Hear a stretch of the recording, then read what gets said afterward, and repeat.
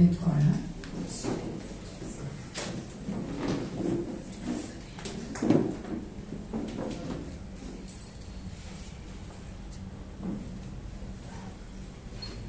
ಕೀರ್ತನೆಗಳು 145 ಸಹ ಹೇಗೆ ವಯಸ್ಸು Psalm 148 ಕೀರ್ತನೆಗಳು 148 ಉತ್ತರ ಪತ್ರ ಓದಿಕೊಳ್ಳುವರಾಗಿದ್ದೇವೆ. 14ನೇ ವಚನವನ್ನ ನಾವು ತಾಯಿ ಓದುತ್ತೇವೆ. 13ನೇ ವಚನವನ್ನು ಉತ್ತರ ಪತ್ರ ಓದಿಕೊಳ್ಳೋಣ. 14th verse we are going to read together. Till 13 we are going to read responsibly. ಮೊದಲನೇ ವಚನ ನಾವು ಸ್ಟೇಜ್ ಮೇಲೆ ಓದಬೇಕಾದ್ರೆ, 2ನೇ ವಚನ ನೀವು ಸಭಿಕರು ಓದಬೇಕು, 14ನೇ ವಚನ ನಾವು ತಾಯಿ ಓದುವವರಾಗಿದ್ದೇವೆ. Those who have the Bibles, please turn the Bibles to Psalms 148. ಮೊದಲನೇ ವಚನ ನಾವು ಓದ್ತೇವೆ, 2ನೇ ವಚನ ನೀವು ಓದ್ತೇವೆ. ಮೊದಲನೇ ವಚನ, ಯೆಹೋವನಿಗೆ ಸ್ತೋತ್ರ, ಆಕಾಶ ಮಂಡಲದಿಂದ ಯೆಹೋವನಿಗೆ ಸ್ತುತಿ ಉಂಟಾಗಲಿ. ಮಹೋನ್ನತದಲ್ಲಿ ಆತನ ಸ್ತುತಿಗಳನ್ನು ಕೇಳಿಸಿರಿ.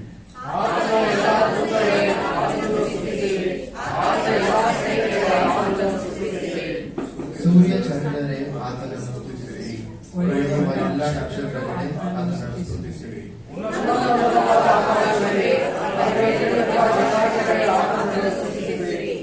ಅವು ಯೆಹೋವನ ನಾಮವನ್ನು ಸ್ತುತಿಸಲಿ, ಆತನ ಅಪ್ಪಣೆ ಕೊಡಲು ಅವು ಉಂಟಾದವು.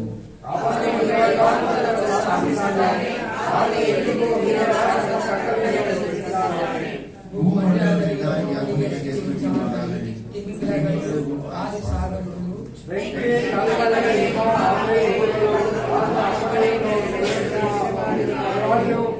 ಬೆಟ್ಟಗಳು, ಗುಡ್ಡಗಳು, ಹಣ್ಣಿನ ಮರಗಳು, ಎಲ್ಲ ತುರಾಯಿ ಗಿಡಗಳು,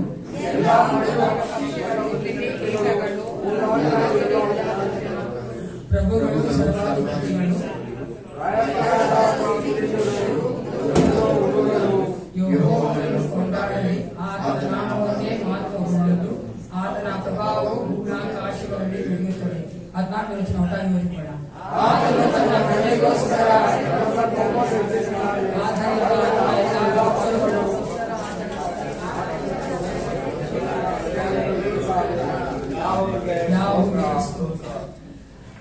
ಭೂಮ್ಯಾಕಾಶದಲ್ಲಿರುವಂತಹ ಸರ್ವವೂ ಸಹ ದೇವರನ್ನ ಸ್ತೋತ್ರ ಮಾಡುವಂತದ್ದಾಗಿದೆ. ಹಲ್ಲೆಲೂಯಾ. ಯಾಕಂದ್ರೆ ಆತನು ಎಲ್ಲಾ ಸ್ತುತಿ ಸ್ತೋತ್ರಕ್ಕೆ ಯೋಗ್ಯವಾದ ದೇವನಾಗಿದ್ದಾನೆ. ಆತನ ಬಿಟ್ಟು ಬೇರೆ ಯಾರು ನಾವು ಸ್ತೋತ್ರ ಮಾಡಲು ಸಾಧ್ಯವಿಲ್ಲ, ಆರಾಧನೆ ಮಾಡಲು ಸಾಧ್ಯವಿಲ್ಲ. ಆತನೊಬ್ಬನೇ ಸೃಷ್ಟಿಕರ್ತನಾಗಿದ್ದಾನೆ. ಆದ್ದರಿಂದ ನಾವು ಯಾವ ರೀತಿಯ ಈ ಸೃಷ್ಟಿ ಸಹ ಆತನ ಸ್ತೋತ್ರ ಮಾಡ್ತಾನೆ ದೇವವಾಕ್ಯ ಹೇಳಬೇಕಾದ್ರೆ, ಮನುಷ್ಯರು ನಾವು ಆತನ ಒಂದು ಸ್ವಾರ್ಥ ಉಂಟು ಮಾಡುವಂತ ನಾವುಗಳಿಗೆ ಹೆಚ್ಚೆಚ್ಚಾಗಿ ಸ್ತೋತ್ರ ಮಾಡಬೇಕು. ಹಲ್ಲೆಲೂಯಾ. ಅದಕ್ಕೋಸ್ಕರವಾಗಿ ನಮ್ಮ ನಾವೇ ಸಿದ್ಧ ಮಾಡಿಕೊಳ್ಳೋಣ. Let's prepare ourselves to praise and worship our Creator. ನಮ್ಮ ಒಂದು ಸೃಷ್ಟಿಕರ್ತ ನಾವು ಸ್ತೋತ್ರ ಮಾಡುವಂತೆ, ಆರಾಧನೆ ಮಾಡುವಂತಹ ಸನ್ನಿಧಾನದಲ್ಲಿ ನಾವು ಆತನ ಗಣಪಡಿಸುವಂತೆ, ಕೊಂಡಾಡುವಂತೆ ಪ್ರಿಯರೇ ನಮ್ಮನ್ನೇ ನಾವು ಆತನಿಗೆ ಒಪ್ಪಿಸಿಕೊಟ್ಟವರಾಗಿ ನಮ್ಮನ್ನು ಸಿದ್ಧ ಮಾಡಿಕೊಳ್ಳೋಣ. ನಮ್ಮ ಹೃದಯಗಳ ನಾವು ಪ್ರಾರ್ಥನೆ ಮಾಡಿಕೊಳ್ಳೋಣ ಪ್ರಿಯರೇ. ಏಸಪ್ಪನಿಗೆ ಹೇಳಿ, ನನ್ನ ಸಿದ್ಧ ಮಾಡು ಏಸಪ್ಪ. ಎಲ್ಲಾ ಡಿಸ್ಟ್ರಾಕ್ಷನ್ ತೆಗೆದಾಕು ಕರ್ತನೆ.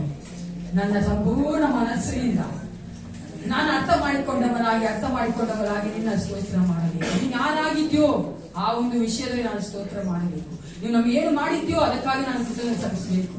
ಯೇಸಪ್ಪ, ನೀನು ಕರ್ತನೆ ನಮ್ಮಲ್ಲಿ ಮಾಡುತ್ತಿರುವ ಪ್ರತಿಯೊಂದು ಕಾರ್ಯಗಳ ನೆನೆಸುವವರಾಗಿ ನಾವು ನಿಮ್ಮ ಸನ್ನಿಧಾನಕ್ಕೆ ಬರಬೇಕು. ಹೌದು ಪ್ರಿಯರೇ, ನಾವು ಕೃತಜ್ಞತೆ ಉಳ್ಳವರಾಗಿ ಬರಬೇಕಾಗುತ್ತೆ. ನಮ್ಮ ಹೃದಯಗಳನ್ನ ಪರೀಕ್ಷೆ ಮಾಡಿಕೊಳ್ಳೋಣ. ಕಳೆದ ದಿನಗಳು, ಕಳೆದ ಕ್ಷಣಗಳು ದೇವರು ಎಷ್ಟು ಅದ್ಭುತವಾಗಿ ನಮ್ಮನ್ನ ಸುರಕ್ಷಿತವಾಗಿ ಕಾಯ್ದುಕೊಂಡು ಬಂದಿದ್ದಾನಲ್ಲ. ಆತನು ಕೊಟ್ಟಿರುವಂತಹ ಪ್ರತಿಯೊಂದು ಕಾರ್ಯಗಳಲ್ಲಿ ನೋಡುವುದಾದ್ರೆ, ಒಂದು ಕಷ್ಟ ನಾವು ನೋಡುತ್ತೇವೆ, ನಮ್ಮನ್ನು ಒಂದು ಕಾಲಕ್ಕೂ ಕೈ ಬಿಡದೆ ಕ್ಷಣ ಕೂಡ ನಮ್ಮನ್ನು ಮರ್ಯಾದೆ ಆತನು ಕಾಯ್ದಿದ್ದಾನಲ್ಲ. ಆತನಿಗೆ ಒಪ್ಪಿಸಿಕೊಡಿದ್ದೀರಿ. ನಾನು ಪ್ರಾರ್ಥನೆ ಮಾಡುವುದಲ್ಲ, ನೀವು ಪ್ರಾರ್ಥನೆ ಮಾಡಿಕೊಳ್ಬೇಕು. ದೇವರನ್ನು ವೈಯಕ್ತಿಕ ದೇವನಾಗಿದ್ದಾನೆ. ಪ್ರತಿಯೊಬ್ಬೊಬ್ಬರನ್ನು ಆತನು ಕಾಣುವಂತ ದೇವ. ಸ್ತೋತ್ರ ದೇವ. Thank you father. Holy Jesus, I worship you father. ಅಪ್ಪ, ಇವು ಸುಂದರವಾದ ಸಮಯಕ್ಕಾಗಲಿ ಸ್ತೋತ್ರ ಉಂಟಾಗಲಿ. ನೆರದಲ್ಲಿ ಏಸಪ್ಪ ಸನ್ನಿಧಾನಕ್ಕೆ ಬರುವಂತ ಕೃಪೆಯನ್ನ, ಪ್ರೀತಿಯನ್ನ, ಕರುಣೆಯನ್ನ ಕೊಟ್ಟಿರೋ ನಿನಗೆ ಸ್ತೋತ್ರ ಉಂಟಾಗಲಿ. ಅಪ್ಪ, ನಮ್ಮ ಆತ್ಮ ಶರೀರ ಪ್ರಾಣವನ್ನ ಕರ್ತನೆ ಕಾಯ್ದಂತ ದೇವರನ್ನು ಕರ್ತ ಮತ್ತೊಂದಾ ದಿನವನ್ನು ಕರ್ತನೆ ಭೂಲೋಕದಲ್ಲಿ ನಾವು ನಿನ್ನ ಮಕ್ಕಳಾಗಿ ಕಲಿಯುವಂತೆ ಕೃಪೆ ಕೊಡಲಿಕ್ಕಾಗಿ ನಿನಗೆ ಸ್ತೋತ್ರ ರಾಜ. ಈ ವಿಶೇಷವಾದ ಸಭೆಗಳಿಗೆ ಸನ್ನಿಧಾನಕ್ಕೆ ನಾವು ಕರ್ಕೊಂಡ್ ಬಂದಿದ್ದೇವೆ ಕರ್ತನೆ. ನಾವು ಸಂಪೂರ್ಣ ನಮ್ಮನ್ನು ಒಪ್ಪಿಸಿಕೊಡುವವರಾಗಿದ್ದೇವೆ. ಓ ಎಸ್ ಜೀಸಸ್, ನಿನ್ನ ಆಲೋಚನೆ ನಮ್ಮ ಜೀವಿತಗಳ ನೆರವೇರಲಿ. ನಿನ್ನ ಚಿತ್ತ ಕರ್ತನೆ ಈ ಕ್ಷಣ ನಾವು ಏನ್ ಮಾಡಬೇಕು ಅದನ್ನ ನಾವು ಮಾಡುವಂತೆ ನಮಗೆ ಬಲ ಕೊಟ್ಟು ನಡೆಸ್ತು ರಾಜ. ಪರಿಶುದ್ಧಾತ್ಮನೇ ಪ್ರತಿಯೊಬ್ಬರು ನಿನ್ನ ಒಂದು ಕರ್ತನೆ ಹೌದು ರಾಜ ಅಭಿಷೇಕ ತುಂಬಿಸಿ ನಡೆಸಿಕೊಡು ಕರ್ತ. ಈ ಆರಾಧನೆ ಮೊದಲುಗೊಂಡು ಕೊನೆಯವರೆಗೂ ಚಿಕ್ಕವರಿಂದ ದೊಡ್ಡವರೆಗೂ ಕರ್ತ ಇನ್ನು ಆಶೀರ್ವದಿಸಿ ನಡೆಸಿಕೊಡಬೇಕೆಂದು ಯೇಸು ಕ್ರಿಸ್ತನ ನಾಮದಲ್ಲಿ ಪ್ರಾರ್ಥಿಸುತ್ತೇನೆ, ಒಳ್ಳೆಯ ಪಿತನೇ. ಹಲ್ಲೆಲೂಯಾ. ದೇವರು ಮುಂಜಾನೆ ನಮ್ಮನ್ನು ಆತನ ಸಮ್ಮುಖದಲ್ಲಿ ಬರುವಂತೆ ಸಹಾಯ ಮಾಡಿದ್ದಾನೆ. ಆರೋಗ್ಯ ದಯಪಾಲಿಸಿದ್ದಾನೆ. ಆತನ ಮುಂಭಾಗದಲ್ಲಿ ನಿಲ್ಲುವುದಕ್ಕೆ ಭಯವನ್ನು ಬಲವನ್ನು ನಮಗೆ ದಯಪಾಲಿಸಿದ್ದಾನೆ. ಪೌಲನು ಎಫೆಸದವರಿಗೆ ಬರೆದ ಪತ್ರಿಕೆಯಲ್ಲಿ ಈ ರೀತಿಯಾಗಿ ಹೇಳ್ತಾನೆ, ನೀವು ಪೂರ್ವ ಕಾಲದಲ್ಲಿ ಕ್ರಿಸ್ತನನ್ನು ಸೇರಿದವರಾಗಿದ್ದು ಇಸ್ರಾಯೇಲಿನ ಹಕ್ಕಿನಲ್ಲಿ ಪಾಲಿಲ್ಲದವರು, ಅಬ್ರಹಾಮನಿಗೆ ಉಂಟಾದ ವಾಗ್ದಾನಕ್ಕೆ ಸಂಬಂಧವಾದ ಒಡಂಬಡಿಕೆಗಳಿಗೆ ಸೇರಿದವರು, ಈ ಲೋಕದಲ್ಲಿ ಯಾವ ನಿರೀಕ್ಷೆ ಇಲ್ಲದವರು, ದೇವರನ್ನು ಅರಿಯದವರು ಆಗಿದ್ದೀರೆಂದು ನೆನಪು ಮಾಡಿಕೊಳ್ಳಿರಿ. ಈಗಲಾದರೂ ಮೊದಲು ದೂರವಾಗಿದ್ದ ನೀವು ಕ್ರಿಸ್ತ ಯೇಸುವನ್ನು ಸೇರುವುದರಿಂದ ಆತನ ರಕ್ತದ ಮೂಲಕ ಸಮೀಪವಾಗಿದ್ದೀರಿ. ನಿಮ್ಮನ್ನು ನಮ್ಮನ್ನು ಒಂದು ಮಾಡಿದ ಆತನೇ ನಮಗೆ ಸಮಾಧಾನಕರ್ತನಾಗಿದ್ದಾನೆ. ಹೌದು ಪ್ರಿಯ, ನಾವು ದೇವರನ್ನು ಅರಿಯದೆ, ದೇವರನ್ನು ತಿಳಿಯದೆ, ನಮಗಾಗಿ ರಕ್ತ ಸುರಿಸಿದಂತಹ ಯೇಸು ಕ್ರಿಸ್ತನ ಆಲೋಚನೆಯನ್ನು ಸಹ ಮಾಡದೆ ನಾವು ಜೀವಿಸಿದಂತಹ ಜೀವಿತಗಳುಂಟು. ನಮ್ಮನ್ನು ಅಂತಹ ಸಂದರ್ಭದಲ್ಲಿಯೂ ಕೈ ಬಿಡದೆ ಕಾದು ಕಾಪಾಡಿ ಆತನ ಸಮ್ಮುಖದಲ್ಲಿ ನಿಲ್ಲುವುದಕ್ಕೆ ನಮ್ಮನ್ನು ಕರೆದ ಆತನಿಗೆ ನಾವು ಸ್ತೋತ್ರ ಮಾಡುವುದಕ್ಕಾಗಿ ಮುಂಜಾನೆ ವೇಳೆ ಆತನ ಸಮ್ಮುಖದಲ್ಲಿ ನಿಂತಿದ್ದೇವೆ. ಪ್ರಿಯ, ನಾವೆಲ್ಲರೂ ನಮ್ಮ ಬಾಯಿಗಳನ್ನು ತೆಗೆದು ಆತನಿಗೆ ನಾವು ಸ್ತೋತ್ರ ಮಾಡಬೇಕಾಗಿದೆ. ವೇದವಾಕ್ಯವು ಹೇಳುತ್ತದೆ, ಆತನ ಸತ್ಯತೆಯನ್ನು ಪರಿಶುದ್ಧರ ಸಭೆಯಲ್ಲಿ ಕೀರ್ತಿಸಲ್ಪಡುತ್ತದೆ ಎಂಬುದಾಗಿ. ಅಪರಿಶುದ್ಧನಾದ ದೇವರನ್ನು ನಾವೆಲ್ಲರೂ ಬಾಯಿ ತೆಗೆದು ಒಮ್ಮೆ, ಮಹೋನ್ನತನಾದಂತಹ ದೇವರೇ, ನಿನಗೆ ನಾವು ನಮ್ಮ ಸ್ತೋತ್ರಗಳನ್ನು ನಿನಗೆ ಸಲ್ಲಿಸುತ್ತಾರೆ. ನಮ್ಮನ್ನೇ ಸಂಪೂರ್ಣವಾಗಿ ಒಪ್ಪಿಸಿಕೊಂಡು ನಿನ್ನ ಈ ಒಂದು ಸಮಯದಲ್ಲಿ ಆರಾಧನೆ ಮಾಡುವುದಕ್ಕೆ ಬಲ ಬೇಕಾಗಿದೆ. ಅದಕ್ಕಾಗಿ ನಾವು ನಿನ್ನ ಕರಗಳಲ್ಲಿ ನಮ್ಮನ್ನು ಒಪ್ಪಿಸಿಕೊಡುತ್ತೇನೆ ಎಂಬುದಾಗಿ ಪ್ರತಿಯೊಬ್ಬೊಬ್ಬರು ದೇವರಿಗೆ ನಮ್ಮನ್ನು ಸಮರ್ಪಿಸಿಕೊಳ್ಳುವನಾಗಿದ್ದಾರೆ. ಆತನು ನಿಮ್ಮಿಂದ ಸಂಪೂರ್ಣವನ್ನು ಬಯಸುವವನಾಗಿದ್ದಾನೆ. ನಾವು ಅದನ್ನು ಕೊಡುವುದಕ್ಕಾಗಿ ಆತನ ಸಮ್ಮುಖದಲ್ಲಿ ನಾವು ಈ ಮುಂಚಾನೆ ವೇಳೆ ಬಂದಿದ್ದೇವೆ. ಸಂಪೂರ್ಣವಾಗಿ ಆತನಿಗೆ ನಮ್ಮನ್ನು ದಯಪಾಲಿಸುವ ಕಾರ್ಯಗಳನ್ನು ಮಾಡುವ ಆತನು ನಮ್ಮ ಮಧ್ಯದಲ್ಲಿ ಇರುವ ಆತನಾದುದರಿಂದ ಆತನಿಗೆ ಸಂಪೂರ್ಣವಾಗಿ ನಮ್ಮ ಹೃದಯ ಅಂತರಾಳದಿಂದ ಆತನಿಗೆ ನಾವು ಸ್ತೋತ್ರಗಳನ್ನು ಸಲ್ಲಿಸೋಣ, ಸಂಪೂರ್ಣವಾಗಿ ಒಪ್ಪಿಸಿಕೊಡೋಣ. ಪ್ರಿಯ, ಜೀವಂತ ದೇವರು ಯಾರೆಂದು ಅರಿಯದೆ ಅಲೆದಾಡುವೆ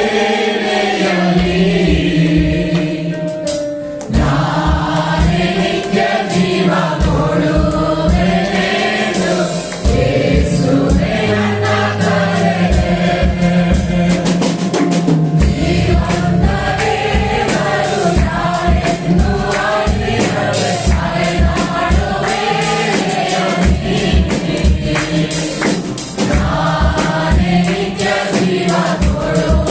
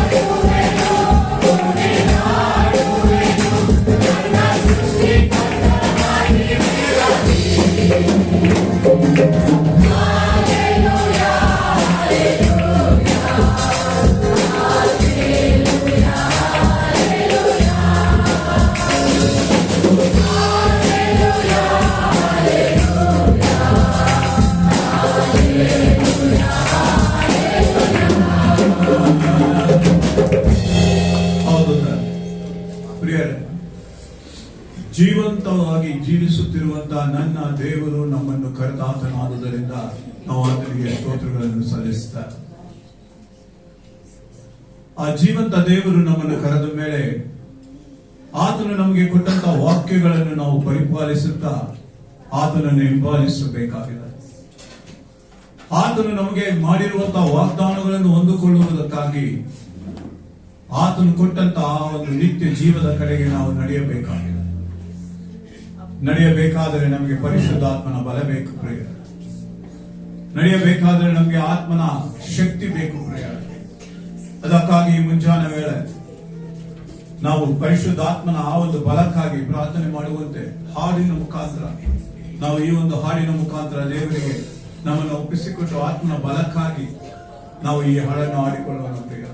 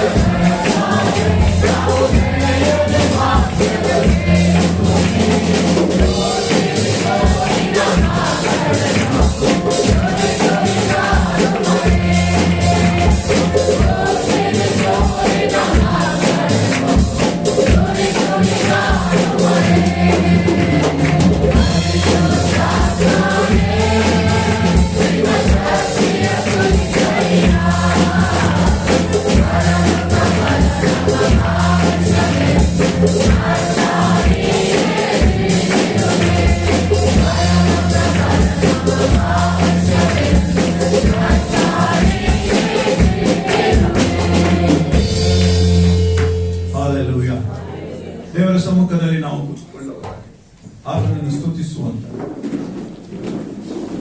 ಪೌಲನು ಎಫೆಸದವರಿಗೆ ಬರೆದ ಪತ್ರಿಕೆಯಲ್ಲಿ ಈ ರೀತಿಯಾಗಿ ಬರೆಯಲ್ಪಟ್ಟಿದ್ದಾನೆ. ಆತನ ಸನ್ನಿಧಿಯಲ್ಲಿ ಪರಿಶುದ್ಧರು ದೋಷವಿಲ್ಲದವರು ಆಗಿರಬೇಕೆಂದು ನಮ್ಮನ್ನು ಜಗದುತ್ಪತ್ತಿಗೆ ಮುಂಚೆ ಕ್ರಿಸ್ತನಲ್ಲಿ ಆರಿಸಿಕೊಂಡನು. ಆತನು ತನ್ನ ಕೃಪೆಯನ್ನು ಪ್ರಖ್ಯಾತಿಗೆ ತರಬೇಕೆಂದು ನಮ್ಮನ್ನು ಯೇಸು ಕ್ರಿಸ್ತನ ಮೂಲಕ ತನ್ನ ಪುತ್ರರನ್ನಾಗಿ ಸ್ವೀಕರಿಸುವುದಕ್ಕೆ ದಯಾಪೂರ್ವಕವಾದ ತನ್ನ ಚಿತ್ತ ಅನುಸಾರವಾಗಿ ಮೊದಲೇ ಸಂಕಲ್ಪ ಮಾಡಿದ್ದನು.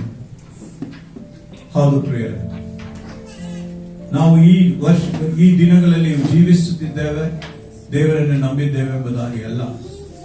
ನಿಮ್ಮ ವಿಷಯದಲ್ಲಿ ದೇವರು ಆದಿ ಸಂಕಲ್ಪದಲ್ಲಿಯೇ, ಅನಾದಿ ಕಾಲದಲ್ಲಿಯೇ ತನ್ನ ಸಂಕಲ್ಪಗಳನ್ನು ನೆರವೇರಿಸುವುದಕ್ಕಾಗಿ ಈ ದಿನ ನಿಮ್ಮನ್ನು ಕರೆದಿದ್ದಾನೆ.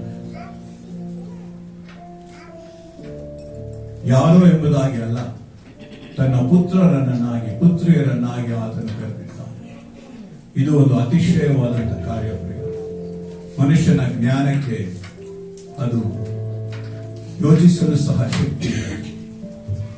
ಪರಲೋಕದ ಆ ಬಲ ನಮ್ಮಲ್ಲಿ ಇಲ್ಲದೆ, ಪರಿಶುದ್ಧಾತ್ಮನ ಆ ಒಂದು ಸ್ನೇಹ, ಸವಾಸ, ಒಡನಾಟಗಳು ನಮ್ಮಲ್ಲಿ ಇಲ್ಲದೆ ಈ ಸತ್ಯಗಳನ್ನು ನಾವು ತಿಳಿದುಕೊಳ್ಳಲು ಸಾಧ್ಯವಿಲ್ಲ.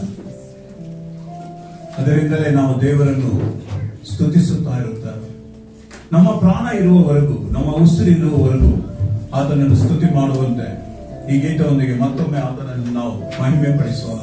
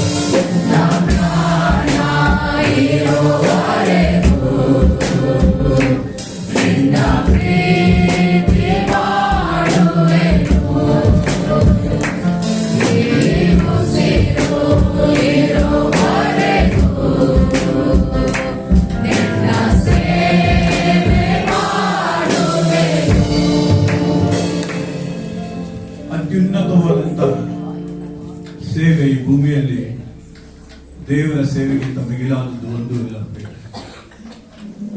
ನಮ್ಮನ್ನು ದೇವರ ಸೇವೆಗಾಗಿ ಒಪ್ಪಿಸಿಕೊಳ್ಳುವುದಾದರೆ ಅದು ನಮ್ಮನ್ನು ಆತನು ಕರೆದಿದ್ದಕ್ಕೆ ನಾವು ನಂಬಿಗಸ್ತರಾಗಿ ಆತನೊಂದಿಗೆ ಇರುತ್ತೇವೆ. ಹಳೆ ಒಡಂಬಡಿಕೆಯಲ್ಲಿ ನೋಡಿರಿ ಪ್ರಿಯರೇ, ಕೆಂಪು ಸಮುದ್ರ ವಿಭಾಗಿಸಲ್ಪಟ್ಟಾಗ ಅನೇಕರು ಅದರ ಮಧ್ಯದಲ್ಲಿ ನಡೆದು ಹೋದರು, ಅದರ ಅದ್ಭುತವನ್ನು ಕಂಡರು, ದೇವರ ಮಹಿಮೆಯನ್ನು ಆ ಜಾಗದಲ್ಲಿ ಅನುಭವಿಸಿದರು.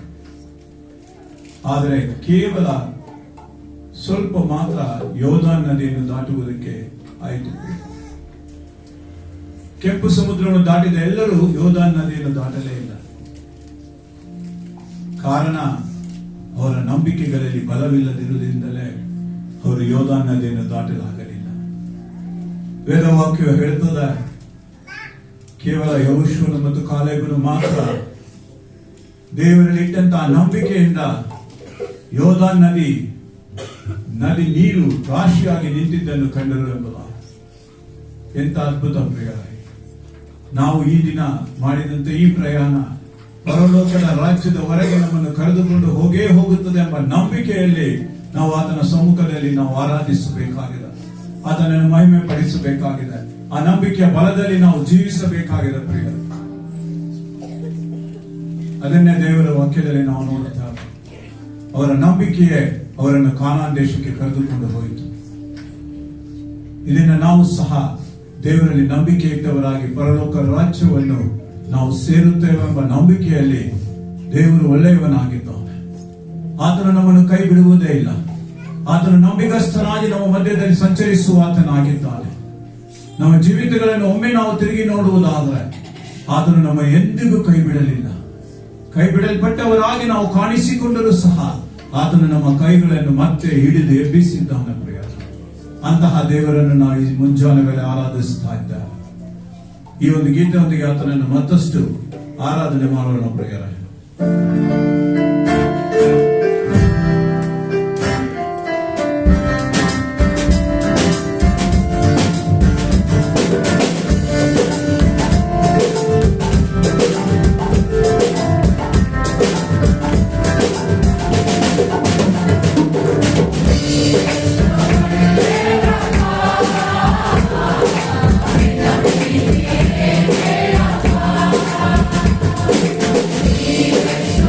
Yeah.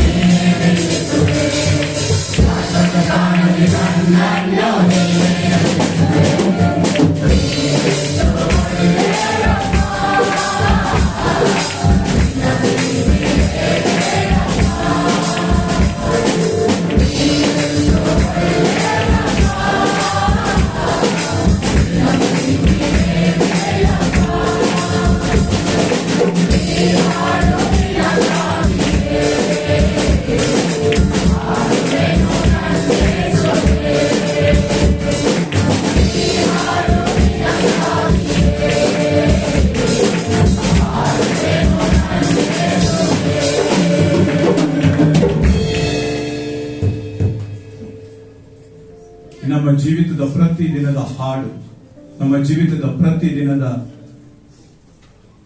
ನಿಮಿಷಗಳು ಸಹ ನಮ್ಮ ಕರ್ತನಾದ ದೇವರಿಗೆ ಸಮರ್ಪಣೆಯಾಗಿದೆ ಪ್ರಿಯರ.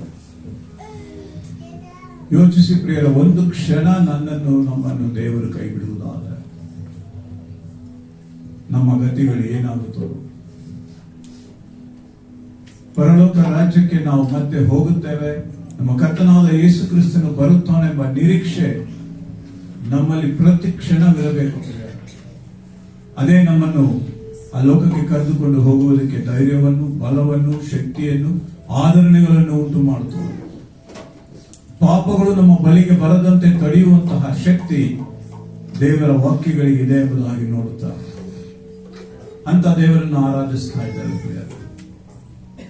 ಮಹೋನ್ನತನಾದಂಥ ದೇವನನ್ನು, ಉನ್ನತನಾದಂಥ ದೇವನನ್ನು, ಅತಿಶಯ ಮಾಡುವಂತ ದೇವನನ್ನು, ಅದ್ಭುತ ಕಾರ್ಯಗಳನ್ನು ನಡೆಸುವಂತ ದೇವನನ್ನು, ನಮ್ಮ ಜೊತೆಗಿದ್ದು ನಡೆಸುವಂತ ದೇವನನ್ನು, ನಮ್ಮ ಕಾಲುಗಳು ಜಾರಿದಾಗಲೂ ಸಹ ಆತನು ತನ್ನ ಕೈಯನ್ನು ನಮ್ಮ ಮುಂದೆ ಚಾಚಿ ನಮಗೆ ಆಶ್ರಯ ಕೊಟ್ಟು ನಡೆಸುವಂತ ದೇವನನ್ನು, ನಾವು ಮರೆತಾಗಲೂ ಸಹ ನಮ್ಮನ್ನು ಮರೆಯದೆ ಪ್ರಾಯೋದ್ಧಾರದ ಮಾತ್ರವಲ್ಲ, ಮುಪ್ಪಿನ ತನಕ ಹೊತ್ತು ಸಹಿಸುವಂತ ದೇವನನ್ನು ಆರಾಧಿಸ್ತಾ ಇದ್ದಾರೆ. ಈ ಸಮಯದಲ್ಲಿ ದೇವನನ್ನು ಆರಾಧಿಸುವಂತೆ ಸುಂದರನೇ, ಅತಿಶಯನೇ, ಮಹೋನ್ನತನೇ, ನನ್ನ ಪ್ರಿಯನೇ ಎಂಬ ಗೀತೆಯೊಂದಿಗೆ ಮತ್ತೊಮ್ಮೆ ಅದನ್ನು ಸ್ತುತಿಸಿ ಹೊಗಳೋಣ ಪ್ರಿಯ.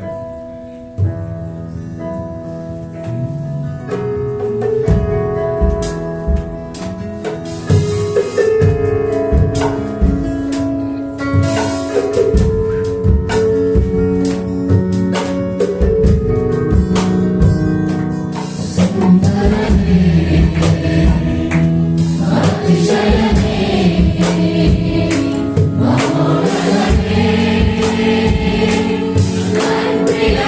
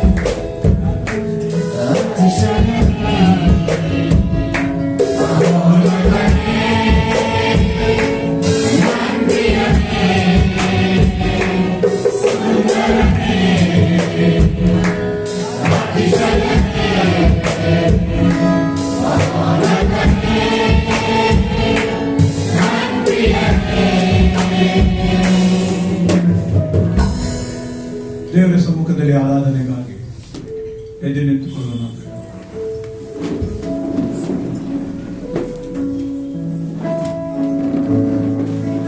ಯೇಸುವೆ, ನಿನ್ನನ್ನು ನೋಡಲು ನಾವು ಬಯಸುತ್ತೇವೆ. ನಿನ್ನನ್ನು ಕಾಣುವಂತಹ ಆ ಒಂದು ಭಾಗ್ಯವನ್ನು ನಮಗೆ ದಯಪಾಲಿಸು. ನಿನ್ನ ಸತ್ಯತೆಯನ್ನು ಪರಿಶುದ್ಧರ ಸಭೆಯಲ್ಲಿ ಕೀರ್ತಿಸಲ್ಪಡುತ್ತಲ್ಲ.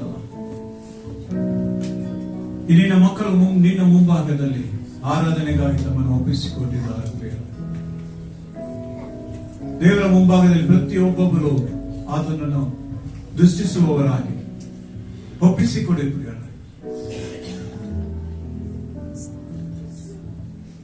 ದೇವರು ನಮ್ಮನ್ನು ದೇವರಿಗೆ ಒಪ್ಪಿಸಿಕೊಟ್ಟವರಾಗಿ ಬಾಗಿಲನ್ನು ಕರೆದು ಆತನ ಕಾರ್ಯಗಳನ್ನು ಇಷ್ಟು ಹಾಡಿನ ಮುಖಾಂತರ ನೀವು ಹಾಡಿದ್ದೀರಲ್ಲ, ಪ್ರತಿಯೊಂದೊಂದು ಹಾಡಿನ ಆ ಒಂದೊಂದು ಕಾರ್ಯಗಳನ್ನು ನೆನಪು ಮಾಡಿಕೊಳ್ಳಿ. ದೇವರನ್ನು ಸ್ತುತಿಸುವುದಕ್ಕೆ ನಿಮಗೆ ಪದಗಳು ದೇವರ ಆತ್ಮನೇ ಜೋಡಿಸಿಕೊಡುತ್ತಾನೆ. ಒಮ್ಮೆ ನಾವೆಲ್ಲರೂ ಬಾಯಿ ತೆಗೆದು ದೇವರನ್ನು ಕಂಡವನಾಗಿ, ದೇವರನ್ನು ಸ್ಪರ್ಶವನ್ನು ಹೊಂದಿದವನಾಗಿ, ದೇವರ ಮುಂಭಾಗದಲ್ಲಿ ನಿಂತುಕೊಂಡವನಾಗಿ, ಬಲಗೊಂಡವರಾಗಿ ಸ್ತುತಿ ಮಾಡೋಣ. Hallelujah. Thank you, Jesus. Thank you, Lord Father. ನಮ್ಮ ದೋಷ ಪರಿಹಾರಕ್ಕೆ, ನಮ್ಮ ಪಾಪಗಳನ್ನು ನಮ್ಮಿಂದ ದೂರ ಮಾಡಿದ ಆತನೇ, ನಮ್ಮ ಶಾಪಗಳಿಂದ ವಿಮೋಚಿಸಿದ ಆತನೇ, ಪುತ್ರಿಯರನ್ನಾಗಿ ಮಾಡಿಕೊಂಡ ಆತನೇ, ಆದಿ ಸಂಕಲ್ಪದ ಮೇರೆಗೆ ನಮ್ಮನ್ನು ಕರೆದಾತನೇ, ನಮ್ಮ ಜೀವಿತಗಳನ್ನು ನೀನು ಬಲ್ಲೆಯಪ್ಪ, ಅದಕ್ಕಾಗಿ ಸ್ತೋತ್ರ. ನಮ್ಮನ್ನು ಕಂಡಿದ್ದೆ, ಅದಕ್ಕಾಗಿ ಸ್ತೋತ್ರ. ನಮ್ಮ ಮಧ್ಯದಲ್ಲಿ ಸಂಚರಿಸುವಾತನಾಗೇ ಇದ್ದೆ, ಅದಕ್ಕಾಗಿ ಸ್ತೋತ್ರ. ಯಾರು ನಮ್ಮನ್ನು ನೋಡದಿದ್ದರೂ ನೀನು ನಮ್ಮನ್ನು ಕಂಡೇ, ಅದಕ್ಕಾಗಿ ಸ್ತೋತ್ರ. ಯಾರು ನಮ್ಮನ್ನು ತೊರೆದರೂ ನೀನು ನಮ್ಮನ್ನು ತೊರೆಯುವುದಿಲ್ಲ, ಅದಕ್ಕಾಗಿ ಸ್ತೋತ್ರ. ಯಾರು ನಮಗೆ ಸಹಾಯ ಮಾಡದಿದ್ದರೂ ನೀನು ಸಹಾಯಕನಾಗಿ ನಮ್ಮ ಮಧ್ಯದಲ್ಲಿ ಇದ್ದೀಯ, ಅದಕ್ಕಾಗಿ ಸ್ತೋತ್ರ. ಎಲ್ಲಾ ಕಾಲದಲ್ಲಿಯೂ ಕರ್ತನೆ ಅಪ್ಪ, ನಾವು ಸೋತು ಹೋಗದ ಹಾಗೆ, ನಾವು ದುಃಖ ಪಡದ ಹಾಗೆ, ನಾವು ಕರ್ತನೆ ಕಳವಳಗೊಳ್ಳದಂತೆ ನೀನು ನಿನ್ನ ಆತ್ಮನನ್ನು ನಮಗಾಗಿ ಕಳುಹಿಸಿಕೊಟ್ಟಿದ್ದೆ. ಆತನು ಎಲ್ಲೋ ಇರುವಂತ ಆತ್ಮನಲ್ಲ, ನಮ್ಮಲ್ಲಿ ವಾಸ ಮಾಡುವಂತ ಪರಿಶುದ್ಧ ಆತ್ಮನನ್ನು ನಮಗಾಗಿ ಕಳುಹಿಸಿಕೊಟ್ಟಿದ್ದೆ. ಪರಿಶುದ್ಧತೆಯಲ್ಲಿ ನಡೆಯುವುದಕ್ಕೆ ನಮಗೆ ಧೈರ್ಯ ಕೊಟ್ಟಿದ್ದೆ. ಪರಿಶುದ್ಧತೆಯಲ್ಲಿ ಜೀವಿಸುವುದಕ್ಕೆ ನಮಗೆ ಬಲ ಕೊಟ್ಟಿದ್ದೆ. ಪರಿಶುದ್ಧತೆಯ ಕಾರ್ಯಗಳನ್ನು ತಿಳಿಸಿಕೊಟ್ಟಿದ್ದೆ. ಪರಿಶುದ್ಧ ಸಂತಾನಕ್ಕೆ ನಮ್ಮನ್ನು ಸೇರಿಸಿಕೊಂಡಿದ್ದೆ. ಪರಿಶುದ್ಧ ರಾಜ್ಯಗಳೊಂದಿಗೆ ನಮ್ಮನ್ನು ನೀನು ಸೇರಿಸುವುದಕ್ಕಾಗಿ, ನಿನ್ನ ರಾಜ್ಯಕ್ಕೆ ಕರೆದುಕೊಂಡು ಹೋಗುವುದಕ್ಕಾಗಿ ಮತ್ತೆ ನೀನು ಬರುವಂತ ದೇವನಾಗಿದ್ದೆ. ಅದಕ್ಕಾಗಿ ನಾವು ನಿನಗೆ ಸ್ತೋತ್ರಗಳನ್ನು ಸಲ್ಲಿಸ್ತೇವಪ್ಪ, ಸ್ತೋತ್ರಗಳನ್ನು ಸಲ್ಲಿಸ್ತೇವೆ. ಎಲ್ಲ ನಮ್ಮ ಕರಗಳನ್ನು ಮೇಲಕ್ಕೆತ್ತಿ ದೇವರಿಗೆ ಸ್ತೋತ್ರಗಳನ್ನು ಸಲ್ಲಿಸೋಣ. Hallelujah. Thank you, Lord Father. ಹೌದು ದೇವರೇ, ಮಹೋನ್ನತನಾದ ನನ್ನ ತಂದೆ, ಎಲ್ಲ ಕರಗಳನ್ನೆತ್ತಿ ಒಂದು ನಿಮಿಷ ಆತನ ಸಮ್ಮುಖದಲ್ಲಿ ನಮ್ಮನ್ನು ಸಮರ್ಪಣೆ ಮಾಡಿಕೊಳ್ಳೋಣ. ಎಲ್ಲರ ಕೈಗಳನ್ನೆತ್ತಿ ದೇವರ ಸಮ್ಮುಖದಲ್ಲಿ ನಮ್ಮನ್ನು ನಾವೇ ಒಪ್ಪಿಸಿಕೊಳ್ಳೋಣ. ಅಯ್ಯ, ನಿನ್ನ ಕರಗಳಲ್ಲಿ ನಮ್ಮನ್ನು ಒಪ್ಪಿಸ್ತಾ ಇದ್ದೇವೆ, ನಿನ್ನ ಆಲೋಚನೆಗಳಿಗೆ ನಮ್ಮನ್ನು ಒಪ್ಪಿಸ್ತಾ ಇದ್ದೇವೆ, ನಿನ್ನ ಬಲದಲ್ಲಿ ನಮ್ಮನ್ನು ಒಪ್ಪಿಸ್ತಾ ಇದ್ದೇವೆ. ನೀನೇ ನಮ್ಮ ಮಧ್ಯದಲ್ಲಿ ನಮ್ಮನ್ನು ನಡೆಸುವುದಕ್ಕಾಗಿ ನಮ್ಮನ್ನು ಸಮರ್ಪಿಸುತ್ತಿದ್ದೇವೆ, ಸಂಪೂರ್ಣವಾಗಿ ಒಪ್ಪಿಸಿಕೊಳ್ಳುತ್ತಿದ್ದೇವೆ. ಎಲ್ಲವೂ ನಿನ್ನದೇ ದೇವರೇ. Hallelujah. Thank you, Lord Father. Hallelujah. Thank you, Jesus. Hallelujah. Thank you, Lord Father. Thank you, Jesus. ಹೃದಯದ ತುಂಬ ನಿನ್ನ ಜ್ಞಾಪಕ, ಅದನ್ನು ಬಿಟ್ಟರೆ ಬೇರೇನಿಲ್ಲಪ್ಪ. ಲೋಕವೆಲ್ಲ ಹುಡುಕಿ ನಾ ಬಂದೆ, ಎಲ್ಲೋ ಸಿಗಲಿಲ್ಲ ನಿನ್ನ ಸಾಧನೆ. ಹೃದಯದ ತುಂಬ ನಿನ್ನ ಜ್ಞಾಪಕ, ಅದನ್ನು ಬಿಟ್ಟರೆ ಬೇರೇನಿಲ್ಲಪ್ಪ. ಲೋಕವೆಲ್ಲ ಹುಡುಕಿ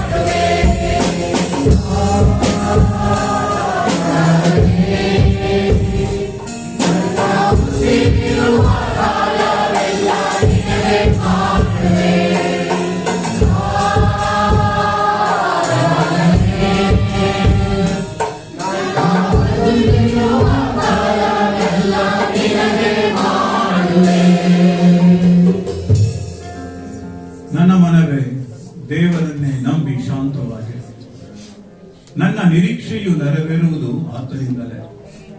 ಆತನೇ ನಮಗೆ ಶರಣನು, ರಕ್ಷಕನು, ದುರ್ಗವು. ನಾನು ಕದಲುವುದಿಲ್ಲ. ನನ್ನ ರಕ್ಷಣೆಗೂ ಮಾನಕ್ಕೂ ದೇವರೇ ಆಧಾರ. ಪರಿಶುದ್ಧನಾದಂಥ ದೇವರೇ, ಮುಂಚಾನೆ ವೇಳೆಗಾಗಿ ನಾನು ನಿಮಗೆ ಸ್ತೋತ್ರ ಸಲ್ಲಿಸುತ್ತೇನೆ. ನಿನ್ನ ವಾಕ್ಯದ ಬಲ, ನಿನ್ನ ವಾಕ್ಯದ ಆಲೋಚನೆಗಳು, ಸುಂದರವಾದಂತಹ ವಾಕ್ಯಗಳು ನಮ್ಮ ಎದೆ ನಡುಗುವಾಗಲೆಲ್ಲ ಧೈರ್ಯದಿಂದ ತುಂಬಿಸುವಂತಹ ವಾಕ್ಯಗಳು, ನಾವು ಬೀಳಬೇಕಾದ್ರೆಲ್ಲ ನಮ್ಮನ್ನು ಸಂತೈಸುವಂತಹ ವಾಕ್ಯಗಳು, ದುಃಖದಲ್ಲಿದ್ದಾಗ, ನೋವಿನಲ್ಲಿದ್ದಾಗ, ರೋಗಗಳಲ್ಲಿದ್ದಾಗ ಒಂದು ಸಾಂತ್ವನ ಕೊಡುವಂತಹ ಇನ್ನು ಸುಂದರವಾದಂತಹ ವಾಕ್ಯಗಳಿಗಾಗಿ ನಾವು ನಿಮಗೆ ಸ್ತೋತ್ರ ಸಲ್ಲಿಸ್ತೇವೆ. ಎಷ್ಟೊಂದು ವಾಕ್ಯಗಳು ನಮಗಾಗಿ ನೀನು ಬರೆಸಿಕೊಟ್ಟಿದ್ದೀರಿ, ಎಷ್ಟೊಂದು ವಾಗ್ದಾನಗಳನ್ನು ನಮಗಾಗಿ ನೀನು ಕೊಟ್ಟಿದ್ದಾರೆ.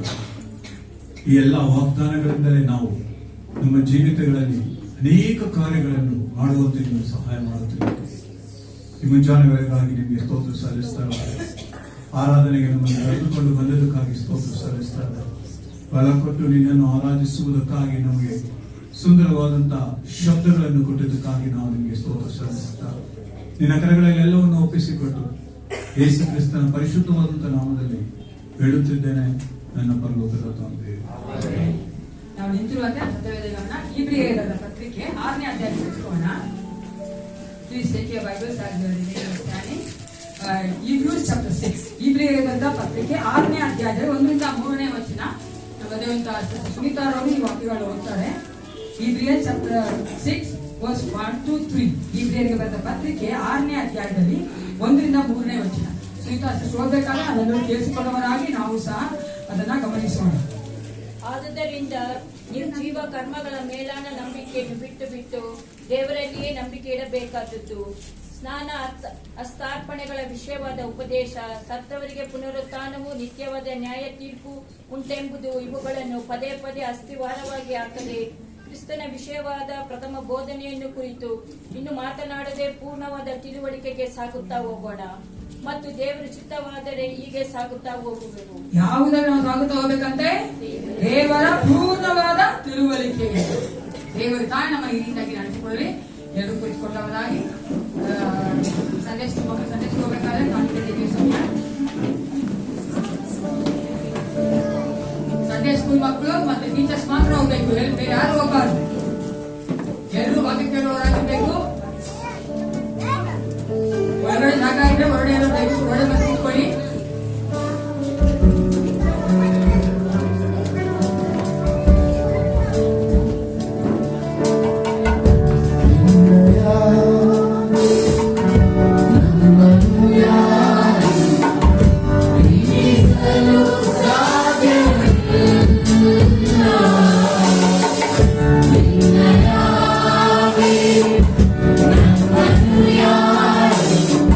Please,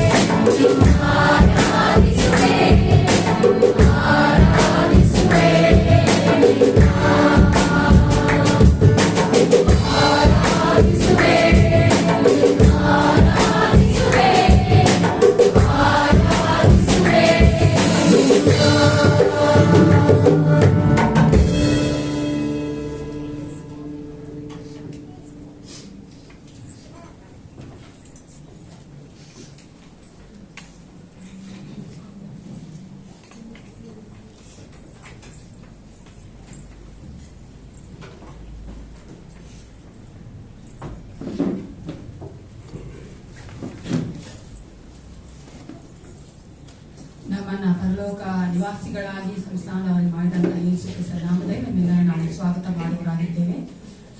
ಈ ಒಂದು ಸಮಯದಲ್ಲಿ ಈ ವಾರದಲ್ಲಿ ಜನ್ಮದ ಆಚರಿಸಿಕೊಂಡವರು ಮದುವೆ ಆಚರಿಸಿಕೊಂಡಿರುವುದಾದ್ರೆ ದಯವಿಟ್ಟು ಇದ್ದುಕೊಂಡು ನನಗೋಸ್ಕರವಾಗಿ ಪ್ರಾರ್ಥನೆ ಮಾಡುವವರಾಗಿದ್ದೇವೆ. If anyone is there who is going to celebrate the birthdays and the wedding anniversaries in this week, please stand up. We will pray for you. Birthday, Kantanan birthday.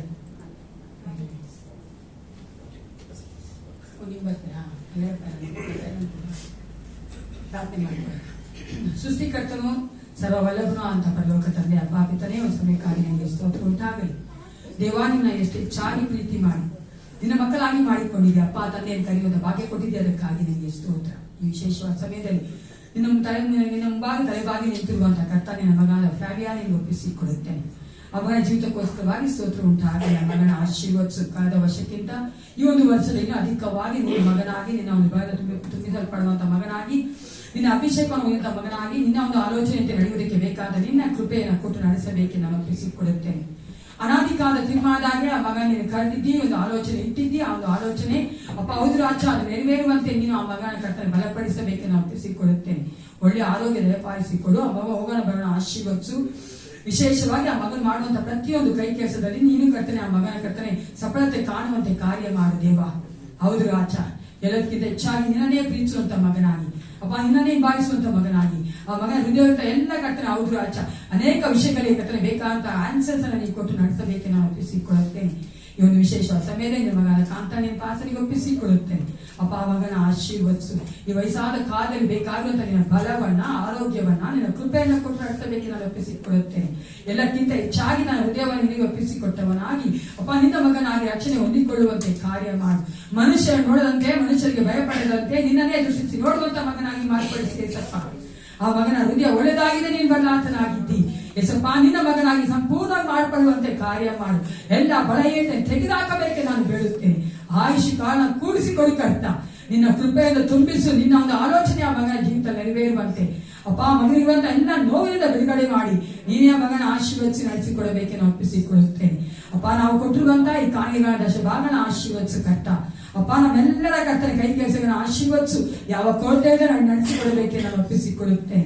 ಅದೇ ರೀತಿ ಈ ಕಾಣಿಕೆಗಳ ದಶಭಾಗವೇ ಏಸಪ್ಪ ನಿನ್ನ ಒಂದು ಮಹಿಮೆಗೋಸ್ಕರವಾಗಿ ಅಪ್ಪ ಯಾವುದೆಲ್ಲ ನಿನ್ನ ಆಲೋಚನೆ ಮಾಡಿಟ್ಟುಕೊಂಡಿದ್ಯೋ ಅದಕ್ಕೆ ಮಾತ್ರ ಇದು ವೆಚ್ಚವಾಗುವಂತೆ ನೀ ಕಾರ್ಯ ಮಾಡಬೇಕೆಂದು ಮತ್ತೊಂದು ಆವರ್ತಿ ಏಸಪ್ಪ ಹೌದು ರಾಜ ಅಪ್ಪ ವಾಕ್ಯವಾಗುವ ಸಾನಿನ ಪಾಸನಿಗೆ ಒಪ್ಪಿಸಿಕೊಡುತ್ತೇನೆ. ದಾಸನ ಮೂಲಕವಾಗಿ ನಮ್ಮೊಂದಿಗೆ ಮಾತನಾಡು. ನಾವು ಕೇಳಿಸಿಕೊಂಡವರಾಗಿ ಅದಕ್ಕೆ ತಕ್ಕ ಹಾಗೆ ನಡೆಯುವುದಕ್ಕೆ ಬೇಕಾದ ಬಲವನ್ನು ಕೊಟ್ಟು ನಡೆಸು. ಯೇಸು ಕ್ರಿಸ್ತನ ನಾಮದಲ್ಲಿ ಪ್ರಾರ್ಥಿಸುತ್ತೇನೆ ಒಳ್ಳೆಯ ಪಿತನೇ.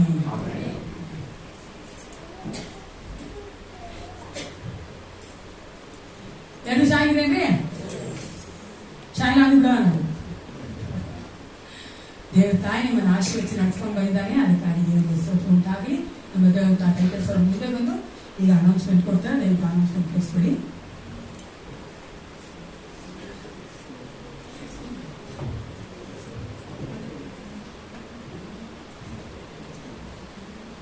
ಈ ವಾರದ ಪ್ರಕಟಣೆಗಳು ಮಂಗಳವಾರ ಮತ್ತು ಬುಧವಾರ ಸಾಯಂಕಾಲ ಮನೆಗಳಲ್ಲಿ ಪ್ರಾರ್ಥನೆ ಇರುತ್ತದೆ. ಸೊ ಈ ವಾರದಲ್ಲಿ ಯಾರ ಮನೆಯಲ್ಲಿ ಪ್ರಾರ್ಥನೆ ಬೇಕು ಎಂಬುದಾಗಿ ನೀವು ಸಭೆಯಾದ ನಂತರ ತಿಳಿಸುವುದಾದರೆ ನಿಮ್ಮ ಮನೆಗೆ ಬಂದು ನಾವು ಪ್ರಾರ್ಥನೆ ಮಾಡುವಂತರಾಗಿದ್ದೇವೆ. ಮತ್ತು ಶುಕ್ರವಾರ ಸಾಯಂಕಾಲ ಬೈಬಲ್ ಸ್ಟಡಿ ಇರುತ್ತದೆ 7 PM 7 ಗಂಟೆಗೆ ಶುಕ್ರವಾರ ಸಾಯಂಕಾಲ ಬೈಬಲ್ ಸ್ಟಡಿ ಇರುತ್ತದೆ. ಶನಿವಾರ ಸಾಯಂಕಾಲ ಹಾಡಿನ ಅಭ್ಯಾಸ ಇರುತ್ತದೆ. ಹಾಡಿನ ತಂಡದವರು ಬಂದು ಸಿದ್ಧತೆ ಮಾಡ್ಕೊಳ್ಬೇಕಾಗಿ ಕೇಳ್ಕೊಂತೇನೆ. ಮತ್ತು ಬರುವ ಭಾನುವಾರ ಬೆಳಗಿನ ಜಾವ 8 ಸಭೆಯಲ್ಲಿ ಆರಾಧನೆ ಇರುತ್ತದೆ. ಇವತ್ತು ಸಭೆಯಾದ ನಂತರ ವಿಮೆನ್ಸ್ ಫೆಲೋಶಿಪ್ ಇರುತ್ತದೆ. ಸೊ ಎಲ್ಲ ಮಹಿಳೆಯರು ಇವತ್ತು ಸಭೆಯಾದ ನಂತರ ಇಲ್ಲೇ ಇರಬೇಕಾಗಿ ನಾನು ತಿಳ್ಕೊತೀನಿ. ಮತ್ತು ಬರುವ ಭಾನುವಾರ ಸಭೆಯಾದ ನಂತರ ಯೌವನಸ್ಥರ ಕೂಟ ಇರುತ್ತದೆ. 11:30 3:30 ಯೌವನಸ್ಥರ ಒಂದು ಸೆಮಿನಾರ್ ನಡೆಯುವಂತದ್ದಾಗಿದೆ. ಸೊ ಎಲ್ಲ ಯೌವನಸ್ಥರು ಬರುವಂತ ಭಾನುವಾರ ತಾವು ಇಲ್ಲೇ ಇರಬೇಕಾಗಿ ನಾನು ವುಮೆನ್ಸ್ ಫೆಲೋಶಿಪ್ ಎಲ್ಲ ಯಾರೆಲ್ಲ ಇರ್ಬೇಕು? ಯಾರಿರ್ಬೇಕು ವುಮೆನ್ಸ್ ಫೆಲೋಶಿಪ್ಗೆ? ಯಾರೆಲ್ಲ MS ಆಗಿದ್ದೀರೋ ಅವರೆಲ್ಲ ಇರ್ಬೇಕಂತ ನಾವು ನಿಮ್ಮ ಪ್ರೀತಿಯಿಂದ ಕೇಳ್ಕೊಳ್ತೇವೆ. ಅದೇ ಮುಂದಿನ ವಾರ ಎಲ್ಲ ಯೌವನಸ್ಥರು ದಯವಿಟ್ಟು ಎಲ್ಲ ಯೌವನಸ್ಥರು ಬರ್ಬೇಕಂತ ನಾನು ಪ್ರೀತಿಯಿಂದ ಕೇಳ್ಕೊಳ್ತೇನೆ. ಯಾಕಂದ್ರೆ ಅದಕ್ಕೋಸ್ಕರವಾಗಿ ಈ ವರ್ಷದಲ್ಲಿ ಪ್ರಾರಂಭ ಆಗುವಂತ ಯೌವನಸ್ಥ ಕೂಟವನ್ನ ಒಂದು ಸೆಮಿನಾರ್ ಮೂಲಕವಾಗಿ ಪ್ರಾರಂಭ ಮಾಡ್ಬೇಕಂತ ನಮ್ಮ ಯೌವನಸ್ಥರ ಒಂದು ಅಧ್ಯಕ್ಷರು ಆಸೆ ಪಟ್ಟಿದ್ದಾರೆ. ಅದಕ್ಕಾಗಿ ದಯವಿಟ್ಟು ಎಲ್ಲ ಯೌವನಸ್ಥರು, ತಂದೆ ತಾಯಿಗಳು ಸಹ ನಿಮ್ಮ ಯೌವನಸ್ಥರನ್ನ ನೀವು ಪ್ರೋತ್ಸಾಹ ಮಾಡಬೇಕು.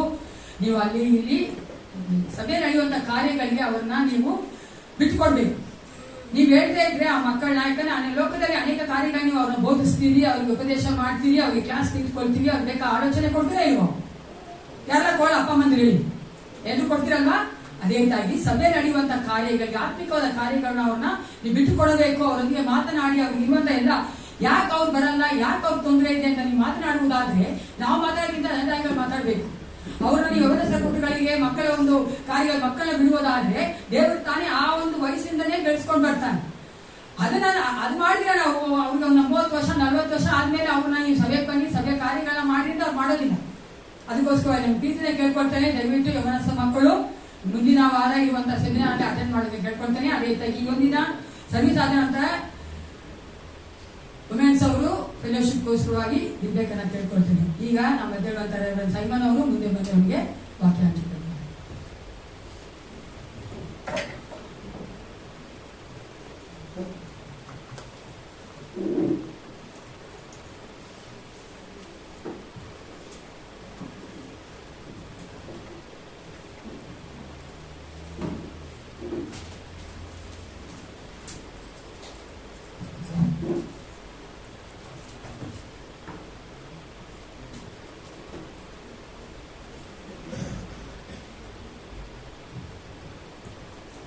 Good morning, all of you. Are you happy and the house of the Lord? ದೇವರ ಮನೆಯಲ್ಲಿ ಸಂತೋಷವಾಗಿದ್ದೀರೋ? That is to give a smile in your face. ಅದು ನಿಜವಾಗಿದ್ರೆ ನೀವು ನಿಮ್ಮ ಮುಖದಲ್ಲಿ ಆ ನಗೆಯನ್ನು ತೋರಿಸಬೇಕು.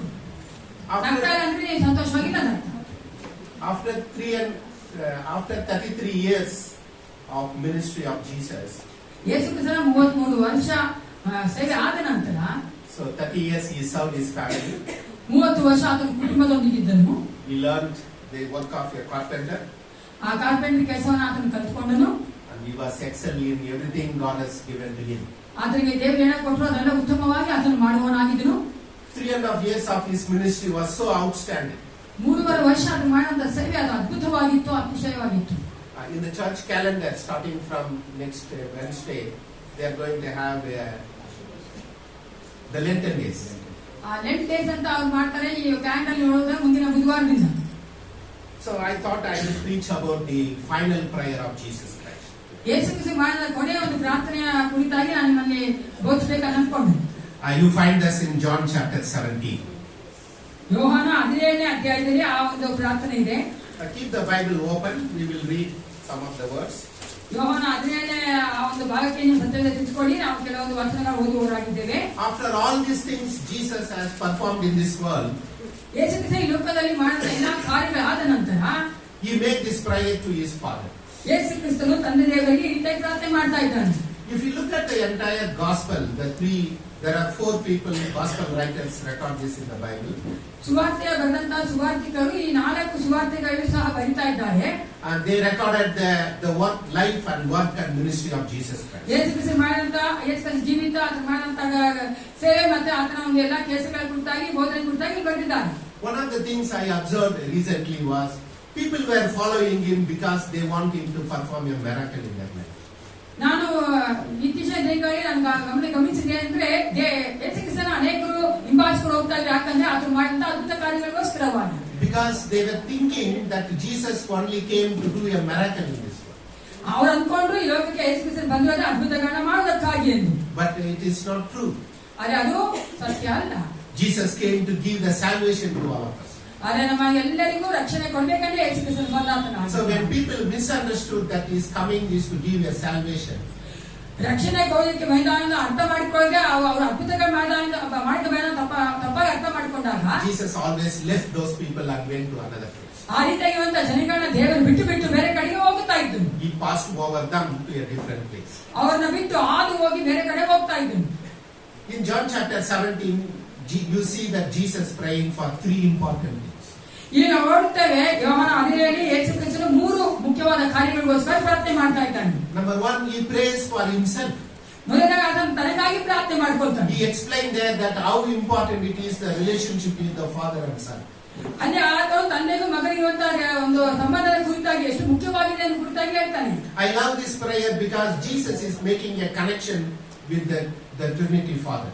ಇಲ್ಲ ಈ ಪ್ರಾರ್ಥನೆ ಇಷ್ಟ ಯಾಕಂದ್ರೆ ತಂದೆ ಯೇಸು ಕ್ರಿಸ್ತನು ಅವನ ತ್ರಯೇಕ ದೇವರೊಂದಿಗೆ ಯಾವ ರೀತಿಯಾಗಿ ನಾವು ಕನೆಕ್ಷನ್ ಇಟ್ಕೊಳ್ಬೇಕೆಂಬ ಒಂದು ಕಾರ್ಯದ ಕುರಿತಾಗಿ ಹೇಳ್ತಾ ಇದ್ದಾನೆ. The main thing that Jesus did in his life was to spend time with God. ಯೇಸು ಕ್ರಿಸ್ತನು ಮುಖ್ಯವಾಗಿ ಮಾಡಿದಂತ ಕಾರ್ಯ ತನ್ನ ಜೀವಿತದಲ್ಲಿ ತಂದೆ ದೇವರೊಂದಿಗೆ ಸಮಯ ಕಳೆಯುವಂತದ್ದು. Every day he took time off from all other routine work and then he went alone and prayed to God. ಎಲ್ಲಾ ಕೆಲಸಗಳ ಮಧ್ಯದಲ್ಲಿ ಸಹ ಆತನು ತನ್ನನ್ನು ತಾನೇ ಪ್ರತ್ಯೇಕಿಸಿಕೊಂಡವನಾಗಿ ತಾಯಿ ದೇವರೊಂದಿಗೆ ಆತನು ಸಮಯ ಕಳೆಯುತ್ತಾ ಇದ್ದನು. The main important thing Jesus did was to establish relationship with the Father. ಆತ ಮಾಡಿದ ಮುಖ್ಯವಾದ ಕಾರ್ಯ ಏನಂದ್ರೆ ತಾಯಿ ದೇವರೊಂದಿಗೆ ಒಳ್ಳೆಯ ಸಂಬಂಧವನ್ನು ಆತನು ಹೊಂದಿಕೊಂಡವನಾಗಿದ್ದನು. So in this prayer he is making a connection that how God and his son Jesus Christ as intimately connected with each other. ಯಾವ ರೀತಿ ತಾಯಿ ದೇವರು ಮಗನು ಆ ಒಂದು ಒಳ್ಳೆಯ ಸಂಬಂಧ ಇದ್ದಾರೆ ಅಂತ ತೋರಿಸಿಕೊಳ್ಳುವುದಕ್ಕಾಗಿ ಈ ಒಂದು ಪ್ರಾರ್ಥನೆಯಲ್ಲಿ ಆತನು ಹೇಳ್ತಾ ಇದ್ದಾನೆ. How our life with God? ನಮ್ಮ ಜೀವಿತ ದೇವರೊಂದಿಗೆ ಯಾವ ರೀತಿಯಾಗಿದೆ? How much of time we spend in developing an intimate relationship? ಆತನೊಂದಿಗೆ ಆ ರೀತಿಯಾದ ಒಂದು ನಿಕಟವಾದ ಒಂದು ಸಂಪರ್ಕವನ್ನು ಹೊಂದಿಕೊಳ್ಳುವುದಕ್ಕಾಗಿ ಅನ್ಯೋನ್ಯತೆ ಹೊಂದಿಕೊಳ್ಳುವುದಕ್ಕಾಗಿ ನಾವು ಎಷ್ಟು ಸಮಯ ಆತನಿಗೆ ಕೊಡ್ತಾ ಇದ್ದೇವೆ. Ask your children, what did God speak to you today? ಆ ಮಕ್ಕಳಿಗೆ ಕೇಳಿ ಈ ದಿನ ದೇವರೊಂದಿಗೆ ಏನು ಮಾತನಾಡಿದ್ರೆ ಎಂದು. When they get up in the morning, when they go back to the bed, tell them that how important it is to establish the relationship with God. ಅವರು ಹಾಸಿಗೆ ಬಿಟ್ಟು ಎದ್ದಾಗ ಹಾಸಿಗೆಗೆ ಹೋದಾಗ ನೀವು ದೇವರೊಂದಿಗೆ ಆ ರೀತಿಯ ಒಂದು ನಿಕಟವಾದ ಸಂಬಂಧವನ್ನು ಹೊಂದಿಕೊಳ್ಳಬೇಕೆಂಬ ವಿಷಯವಾಗಿ ಅವರೊಂದಿಗೆ ಮಾತನಾಡಿ. God speak to us through reading of His scripture. ನಾವು ಆತನ ವಾಕ್ಯ ಓದುವುದರ ಮೂಲಕವಾಗಿ ದೇವರ ಮಟ್ಟಿಗೆ ಮಾತನಾಡುತ್ತಾನೆ. And we speak to Him through the prayer. ನಾವು ಆ ಪ್ರಾರ್ಥನೆ ಮೂಲಕವಾಗಿ ಆತನೊಂದಿಗೆ ಮಾತನಾಡುತ್ತೇವೆ. Most of the time we misunderstand our intimacy with God.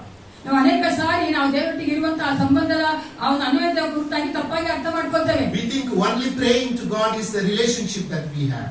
ನಾವು ದೇವರೊಟ್ಟಿಗೆ ಪ್ರಾರ್ಥನೆ ಮಾತ್ರ ನಾವು ನಮಗೂ ದೇವರಿಗೆ ಸಂಬಂಧ ಏರ್ಪಡಿಸಿಕೊಡ್ತಾರೆ ಅನ್ಕೊಂತೇವೆ. Our prayer to God is you are speaking to God. ಪ್ರಾರ್ಥನೆ ನಾವು ಆತನೊಂದಿಗೆ ಮಾತನಾಡುವಂತದ್ದು. But can you allow God to speak to you?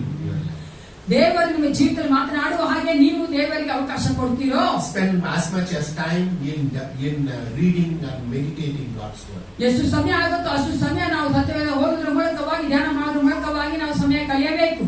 Even on the night when he was betrayed, Jesus Christ went alone and spent time with God. ಯೇಸು ಕ್ರಿಸ್ತನ ಹಿಡಿದುಕೊಳ್ಳುವುದಕ್ಕಾಗಿ ಬಿಟ್ಟುಕೊಟ್ಟಾಗಲೂ ಸಹ ಆತನು ಹೋಗಿ ಏಕಾಂತವಾಗಿ ತಂದೆಯೊಂದಿಗೆ ಮಾತನಾಡಿದನು. He prayed in all the moment of his life. ಆತನ ಎಲ್ಲಾ ಸಮಯಗಳಲ್ಲಿ ಜೀವಿತದ ಎಲ್ಲಾ ಸಮಯಗಳಲ್ಲಿ ಆತನು ದೇವರೊಟ್ಟಿಗೆ ಸಮಯ ಕಳೆದನು. Most of us or some of us go to God only when we are happy or sad. ಕೆಲವರಾದ ನಾವು ಸಂತೋಷವಾಗಿದ್ದರೆ ಹೋಗ್ತೇವೆ, ದುಃಖವಾಗಿದ್ದರೆ ದೇವರ ಹತ್ರ ಹೋಗ್ತೇವೆ. And mostly people go to God if they have a problem. ಅನೇಕ ಸಾರಿ ಅನೇಕ ಜನಗಳು ನಮಗೆ ಸಮಸ್ಯೆ ಇದ್ರೆ ನಾವು ದೇವರ ಹತ್ರ ಹೋಗ್ತೇವೆ. But that's not a relationship. ಅದು ಸಂಬಂಧವಾದಲ್ಲ. What God teaches us in John chapter 17 is that in all seasons of our life we have to make connection with our Heavenly Father. ಯೋಹಾನ 15ನೇ ಅಧ್ಯಾಯದಲ್ಲಿ ದೇವರು ಹೇಳ್ತಾ ಇರುವಂತದ್ದು, ಯೇಸು ಕ್ರಿಸ್ತನು ಹೇಳುವಂತದ್ದು, ಎಲ್ಲಾ ಸಮಯದಲ್ಲೂ ನಾವು ದೇವರೊಟ್ಟಿಗೆ ಒಳ್ಳೆಯ ಸಂಬಂಧವನ್ನು ಹೊಂದಿಗಳಾಗಿರಬೇಕು. Whether we have good times or bad times. ನಮ್ಗೆ ಒಳ್ಳೆಯ ಸಮಯ ಇರ್ಬೋದು, ಕೆಟ್ಟ ಸಮಯ ಇರ್ಬೋದು. We are angry or whatever situation we are. ನಮ್ಗೆ ಹಸಿವು ಇರ್ಬೋದು ಅಥವಾ ಕೋಪ ಇರ್ಬೋದು, ಏನೇ ಒಂದು ಪರಿಸ್ಥಿತಿ ಇದ್ದು ಸಹ. Whether you are empty and filled, we have to develop intimacy with God. ನಾವು ಬರಿದಾಗಿರ್ಬೋದು, ಸುಮ್ಮಿದವರಾಗಿರ್ಬೋದು, ಏನೇ ಆಗಿದ್ರು ಸಹ ದೇವರೊಟ್ಟಿಗೆ ಒಳ್ಳೆಯ ಸಂಪರ್ಕ ಹೊಂದಿದವರಾಗಿರ್ಬೋದು. In this prayer, Jesus said that God, you gave these people to me and they belongs to you. ಇಲ್ಲಿ ಯೇಸು ಕ್ರಿಸ್ತನು ಹೇಳ್ತಾನೆ, ತಾಯಿ ದೇವರೇ ಈ ಜನಗಳು ನನಗೆ ಕೊಟ್ಟೆ, ಈ ಜನಗಳು ನಿನಗೆ ಸ್ವಂತದವರಾಗಿದ್ದಾರೆ. The first time he met some of the disciples is Peter on the seashore. ಪೇತ್ರನ ಮೊದಲ ಸಾರಿ ಆತನ ಶಿಷ್ಯನಾಗಿ ಕರೆದಾಗ ಪೇತ್ರನ ಆ ಒಂದು ಸಮುದ್ರ ತೀರದ ಇದ್ದನು. This prayer of Jesus Christ is the prayer of satisfaction of 3.5 years of complete ministry God gave him. ಯೇಸು ಕ್ರಿಸ್ತನ ಈ ಪ್ರಾರ್ಥನೆ ಯಾವ ರೀತಿಯಾಗಿ ತೋರಿಸ್ತಾ ಇದೆ ಅಂದ್ರೆ ಆತನ 3 ವರ್ಷ ಮಾಡಿದಂತ ಸೇವೆಯ ತೃಪ್ತಿಯನ್ನು ತೋರಿಸುವಂತದ್ದಾಗಿದೆ. But he is so satisfied with their disciples. But if you look at the gospel writer, they were recording that how these disciples were scattered among themselves after the death and resurrection of Jesus. ಇಲ್ಲಿ ಯೇಸು ಕ್ರಿಸ್ತನು ಹೇಳ್ತಾ ಇರುವಂತದ್ದು, ಯೇಸು ಕ್ರಿಸ್ತನು ಸತ್ತು ಪುನಃ ಆದ ನಂತರ ನೋಡ್ತೇವೆ ಯಾವ ರೀತಿಯಾಗಿ ಮುಂಚಿತವಾಗಿ ಯಾವ ರೀತಿಯಾಗಿ ಆ ಶಿಷ್ಯರೆಲ್ಲ ಚದುರಿ ಹೋದ್ರು ಎಂದು. ಆದ್ರೂ ಸಹ ಆತನಿಗೆ ಆ ಶಿಷ್ಯರ ಮೇಲೆ ಒಂದು ತೃಪ್ತಿ ಇತ್ತು. One denied him, one betrayed him. ಆತನ ಬಿಟ್ಕೊಟ್ಟ ಅಂದ್ರೆ ಗೊತ್ತೇ ಅದು ಹೇಳ್ಬಿಟ್ಟ. And one of the disciples said that unless I put my finger, I am not going to believe in you. ಒಬ್ಬ ಶಿಷ್ಯ ನಾನು ನಿಮ್ಮ ಅಂಗೈಯಲ್ಲಿ ನಾನು ಕೈ ಹಿಡಿದೇ ಹೊರತು ನಂಬೋದಿಲ್ಲ ಅಂತ ಹೇಳಿ. And Peter even said he did not understand when God told him that I will build my church. ಯೇಸು ಕ್ರಿಸ್ತನು ನನ್ನ ಸಭೆಯನ್ನು ಕಟ್ತೀನಿ ಅಂತ ಹೇಳ್ಬೇಕಾದ್ರೆ ಪೇತ್ರನಿಗೆ ಅರ್ಥನೇ ಆಗಲಿಲ್ಲ. After the resurrection of Jesus Christ, they went back to their own job. ಯೇಸು ಕ್ರಿಸ್ತನ ಒಂದು ಪುನರುತ್ಥಾನ ಆದ ನಂತರ ನೋಡ್ತೇವೆ ಅವರೆಲ್ಲ ಅವರ ಒಂದು ಕೆಲಸಗಳಿಗೆ ಹೊರಟೋಗ್ಬಿಟ್ರು. But still Jesus making this prayer that now you gave these people to me and they belongs to you. They will carry forward the ministry that I was doing. ಯೇಸು ಕ್ರಿಸ್ತನು ಹೇಳ್ತಾ ಇದ್ದಾನೆ, ಇವರ ನೀನು ನನಗೆ ಕೊಟ್ಟಿದ್ದಿ, ಇವರು ನಿನಗೆ ಸ್ವಂತದವರು, ನಾನು ಮಾಡಿದಂತಹ ಸೇವೆಯನ್ನ ಈ ಶಿಷ್ಯರು ಮುಂದುವರಿಸಿಕೊಂಡು ಹೋಗ್ತಾರೆ. Reading this, I understood one thing very important. ಈಗ ಓದುವಾಗ ನಾನು ಒಂದು ಮುಖ್ಯವಾದ ವಿಷಯನ ತಿಳ್ಕೊಂಡೆ. It doesn't matter how much you trust in God and how much you want to do. ನೀವು ಎಷ್ಟು ಹೆಚ್ಚಾಗಿ ಯೇಸು ಕ್ರಿಸ್ತ ನಂಬುತ್ತೀರಿ, ಎಷ್ಟು ಹೆಚ್ಚಾಗಿ ದೇವರಿಗೋಸ್ಕರ ಮಾಡ್ತೀರಿ ಅನ್ನೋದಕ್ಕಿಂತಲೂ, Even if you think that you cannot do this, God trusts in you. ನೀವು ಮಾಡಕ್ಕಾಗಲ್ಲ ಅಂತಂದ್ರೂ ಸಹ ಯೇಸು ಕ್ರಿಸ್ತ ನಿಮ್ಮನ್ನು ನಂಬುವವನಾಗಿದ್ದಾನೆ. The disciples had no idea what they are going to do in the world. ಆ ಶಿಷ್ಯರಿಗೆ ಗೊತ್ತೇ ಇರಲಿಲ್ಲ ಈ ಲೋಕದವ್ರು ಏನ್ ಮಾಡ್ಬೇಕಂತಿದ್ದಾರೆ ಅಂತಾನೆ. But they did not believe in themselves, but God believed in them. ಅವರಲ್ಲಿ ಅವರಿಗೆ ನಂಬಿಕೆ ಇರಲಿಲ್ಲ, ಆದ್ರೆ ದೇವರು ಅವರನ್ನು ನಂಬಿದವನಾಗಿದ್ದನು. Today, this Sunday, on this day, my dear brothers and sisters, we don't know how much you believe and intimate with God, but God believes in you. ಈ ಒಂದು ಬೆಳಗಿನ ಜಾವದಲ್ಲಿ ನನ್ನ ಪ್ರಿಯ ಸಹೋದರ ಸಹೋದರಿ, ನೀವು ಹೆಚ್ಚಾಗಿ ನಿಮ್ಮನ್ನೇ ನಂಬಿರೋ ಅಥವಾ ದೇವರೊಟ್ಟಿಗೆ ಸಂಪರ್ಕ ಇದೀರೋ ಇಲ್ವೋ, ಆದರೆ ದೇವರು ನಿಮ್ಮನ್ನು ನಂಬುವವನಾಗಿದ್ದಾನೆ. God even believed in the one who is denied him 3 times. 3 ಸಾರಿ ಅಲೆಗೈದಂತ ಪೇತ್ರನೇ ಸಹ ಯೇಸು ಕ್ರಿಸ್ತನ ನಂಬಿಕೆ ಇಟ್ಟಿದ್ದನು. Even after that, Jesus told him that the promise I made with you, Peter, that I am going to build a church on you, is not going to change. ಆ ಪೇತ್ರನಿಗೆ ನಾನು ನಿನ್ನ ಮೇಲೆ ಆ ಸಭೆಯನ್ನು ಕಟ್ತೇನೆ ಅಂತ ಹೇಳುವಾಗ ಸಹ ಪೇತ್ರನಿಗೆ ಅರ್ಥ ಆಗದೆ ಸಹ ದೇವರು ಆ ಯೇಸು ಕ್ರಿಸ್ತ ಆತ ನಂಬುದನು. The first time he met Peter was on the seashore. ಪೇತ್ರನ ಯೇಸು ಕ್ರಿಸ್ತ ಮೊದಲ ಸಾರಿ ಸಂಧಿಸಿದ್ದು ಅವನ ಸಭೆಯ ತೀರದಲ್ಲಿ. Those days there were no media. ಅಲ್ಲಿ ಆ ಮೀಡಿಯಾ ಇರಲಿಲ್ಲ ಆ ಕಾಲಗಳಲ್ಲಿ. So the news of Jesus' birth was not that much popular. ಯೇಸು ಕ್ರಿಸ್ತನ ಜನನ ಅಷ್ಟು ಹೆಚ್ಚಾಗಿ ಜನಪ್ರಿಯವಾಗಲಿಲ್ಲ. So only few people in Bethlehem and in Samaria, they came to know about it. ಬೆತ್ಲೆಹೇಮಲ್ಲಿ ಸಮಾಜದಲ್ಲಿ ಇದರ ಕುರಿತಾಗಿ ಯೇಸು ಕ್ರಿಸ್ತನ ಜನರ ಕುರಿತಾಗಿ ಅವರು ತಿಳ್ಕೊಂಡಿದ್ರು. But the one person who looked at the 30 days old child of Jesus Christ was Simeon. ಸಿಮಿಯೋನ ಆ ಚಿಕ್ಕ ಮಗುವಾದ ಯೇಸು ಕ್ರಿಸ್ತನ ಕಂಡವನಾಗಿದ್ದನು. On the 30th day, Mary and Joseph took this child to the temple. ಆ 30ನೇ ದಿನದಲ್ಲಿ ಯೋಸೇಫನು ಮರಿಯಲು ಆ ಚಿಕ್ಕ ಮಗುವಾದ ಯೇಸು ಕ್ರಿಸ್ತನ ದೇವಾಲಯಕ್ಕೆ ತೆಗೆದುಕೊಂಡು ಹೋಗ್ತಾ ಇದ್ದಾರೆ. And Simeon was a great priest, so he was coming down to them. ಸಿಮಿಯೋನು ಯಾಜಕನಾಗಿ ಆತನ ದೇವಾಲಯದಲ್ಲಿ ಕೆಳಗೆ ನಿಂತು ಬರ್ತಾ ಇದ್ದಾನೆ. He was going home. ಆತನ ಮನೆಗೆ ಹೋಗ್ಬೇಕು. And then they gave the child in his hand. ಆತನ ಕೈಯಲ್ಲಿ ಆ ಒಂದು ಮಗುವನ್ನು ಕೊಟ್ಟರು. He took the child and saw him. ಆ ಮಗು ತೆಗೆದುಕೊಂಡು ನೋಡಿದಾಗ, And then after looking at him, he told that I can see the salvation of God. ಆ ಮಗುವನ್ನು ನೋಡಿ ಹೇಳ್ತಾರೆ, ದೇವರ ರಕ್ಷಣೆ ನಾನು ಕಾಣ್ತಾ ಇದ್ದೇನೆ. So they were expecting a Messiah to come.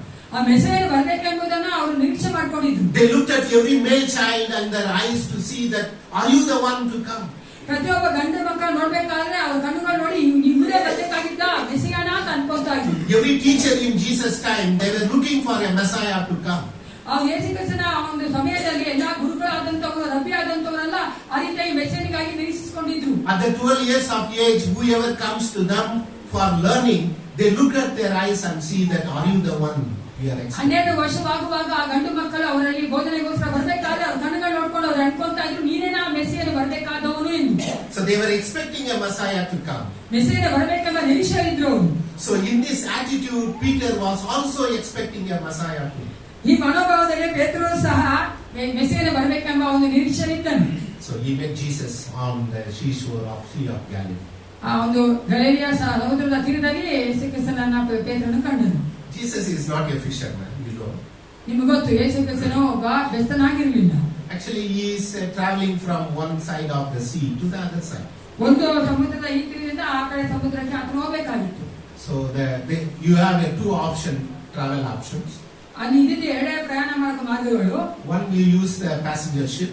ಒಂದು ಆ ಒಂದು ಜನಗಳು ಹೋಗುವಂತ ಒಂದು ದೋಣಿ. And you have to pay 5 dinar one way. 5 dinar. 5 ದಿನಾರದ ಆ ಒಂದು ದುಡ್ಡು ಕೊಡ್ಬೇಕಾಯ್ತು, ಆ ಕಾಲದ ಒಂದು ದುಡ್ಡನ್ನ. The second option is that if you have a friend who is a fisherman, you have to sit inside a fish in a boat with no chair, and then you can go on the other side with your fox. Best friend ಆಗಿದ್ರೆ ಅವ್ರ ಜೊತೆ ಆ ಚಿಕ್ಕ ದೋಣಿಯಲ್ಲಿ ಕೂತ್ಕೊಂಡು ಹೋಗ್ಬೇಕಾಗಿತ್ತು. It's a free of cost. ಅದು ಕಾಸು ಕೊಡೋದಿಲ್ಲ. But you don't have a seat. ಅದೇ ನಿಮಗೆ ಅಲ್ಲೊಂದು ಕುರ್ಚಿ ಇರಲ್ಲ. You have to sit with the net and then fish and whatever things they have. ಅಲ್ಲಿರುವಂತ ಮೀನು, ಆ ಒಂದು ಬಳೆಗಳು ಅದಂತೆಲ್ಲ ಕುತ್ಕೊಂಡು. And you know, Jesus want to use the second option. ಯೇಸು ಕ್ರಿಸ್ತನ ಎರಡನೇ ಒಂದು ಕಾರ್ಯವನ್ನ ಆರಿಸಿಕೊಂಡು. So he was looking for some fisherman who can give you a free ride from this side to the other side. ಇಲ್ಲಿಂದ ಆ ಕಡೆ ಹೋಗೋಗಿ ಯಾರೋ ಒಬ್ರು ಬೆಸ್ಟ್ ಸಿಗ್ತಾರ ಅಂತ ಯೇಸು ಕ್ರಿಸ್ತ ನೋಡ್ತಾ ಇದ್ರು. So Jesus met this man called Peter. ಪೇತ್ರನನ್ನ ಆತನು ಕಂಡನು. And he told him that if you don't mind, can you take me in your boat and put me on the other side? ನೀನು ಅನ್ಕೊಂಡಿಲ್ಲ ಅಂದ್ರೆ ನನ್ನ ಈ ಕಡೆ ಕರ್ಕೊಂಡು ಆ ಕಡೆ ಬಿಡ್ತೀಯ ಅಂತ ಪೇತ್ರನ ಯೇಸು ಕ್ರಿಸ್ತ ಕೇಳಿದ್ರು. Oh sure, I will do it, but you have to wait. I am packing my things. ನಾನು ಬಿಡ್ತೀನಿ, ಅದೇ ನೀನು ನನಗೋಸ್ಕರ ಕಾಯ್ಬೇಕು, ನಾನು ಎಲ್ಲವನ್ನ ಜೋಡಿಸ್ಕೊಂತಾ ಇದ್ದೀನಿ ನನ್ನ ಸಾಮಾನ. And then he asked him, by the way, who are you? Where are you come from? ಆ ಕೇಳಿದ್ರೆ ಯಾರು ಎಲ್ಲಿಂದ ಬಂದಿದ್ಯಾ ಅಂತ. And he said, I am from Nazareth. My parents are Mary and Joseph. ಅದೇನು ನನ್ನ ಒಂದು ತಾಯಿ ಮರಿಯಲು ಮತ್ತೆ ಯೋಸೇಫರಾಗಿದ್ದ, ನಾನು ನಾಸರೇತಿನಿಂದ ಬರ್ತಾ ಇದ್ದೀನಿ. And then he asked him, you are a son of Mary and Joseph? ನೀನು ಮರಿಯ ಮತ್ತೆ ಯೋಸೇಫನ ಮಗನಾಗಿದ್ಯೋ? Yes, I do. ಹೌದು ಅಂತ ಹೇಳಿದ್ರು. And he asked them, he must have asked them that, are you the one, the Messiah to come? ಅದನ್ನ ಕೇಳಿರ್ಬಹುದು, ನೀನೇನಾ ಮೆಸ್ಸಿಯನ ಬರಬೇಕಾಗಿರುವಂತ ಮೆಸ್ಸಿಯನೆಂದು. And Jesus must have told him that probably you will understand soon. Yesu Krista ಹೇಳಿರ್ಬೋದು, ನೀನು ಆದಷ್ಟು ಬೇಗ ಅರ್ಥ ಮಾಡ್ಕೊಳ್ತೀಯ ಎಂದು. Then Jesus asked him, by the way, why your boat is empty? ಯೇಸು ಕ್ರಿಸ್ತನು ಪೇತ್ರನ ಕೇಳಿ, ಯಾಕೆ ನಿನ್ನ ದೋಣಿಯಲ್ಲಿ ಅದು ಯಾವ ಖಾಲಿಯಾಗಿದೆಯಲ್ಲ, ಇಲ್ವಲ್ಲ ಅಂತ. He told him, I have a very bad story today. ನನಗೆ ಈ ದಿನ ಕೆಟ್ಟದಾದಂತ ಒಂದು ಕಥೆ ಇದೆ, ನನಗೆ ಯಾವ ಮೀನು ಸಿಗಲಿಲ್ಲ. And look at my brother, he says, Andrew, he is there on the other side of he is also packing his boat. ಆಂದ್ರೇಯನು ಸಹ, ನನ್ನ ಸಹೋದರನು ಸಹ ಆ ಒಂದು ಬೋಟನ್ನ ಆತನ ಸರಿ ಮಾಡ್ಕೊಳ್ತಾ ಇದ್ದಾನೆ. John is there. ಯೋಹಾನ ಇದ್ದಾನೆ. We all empty today.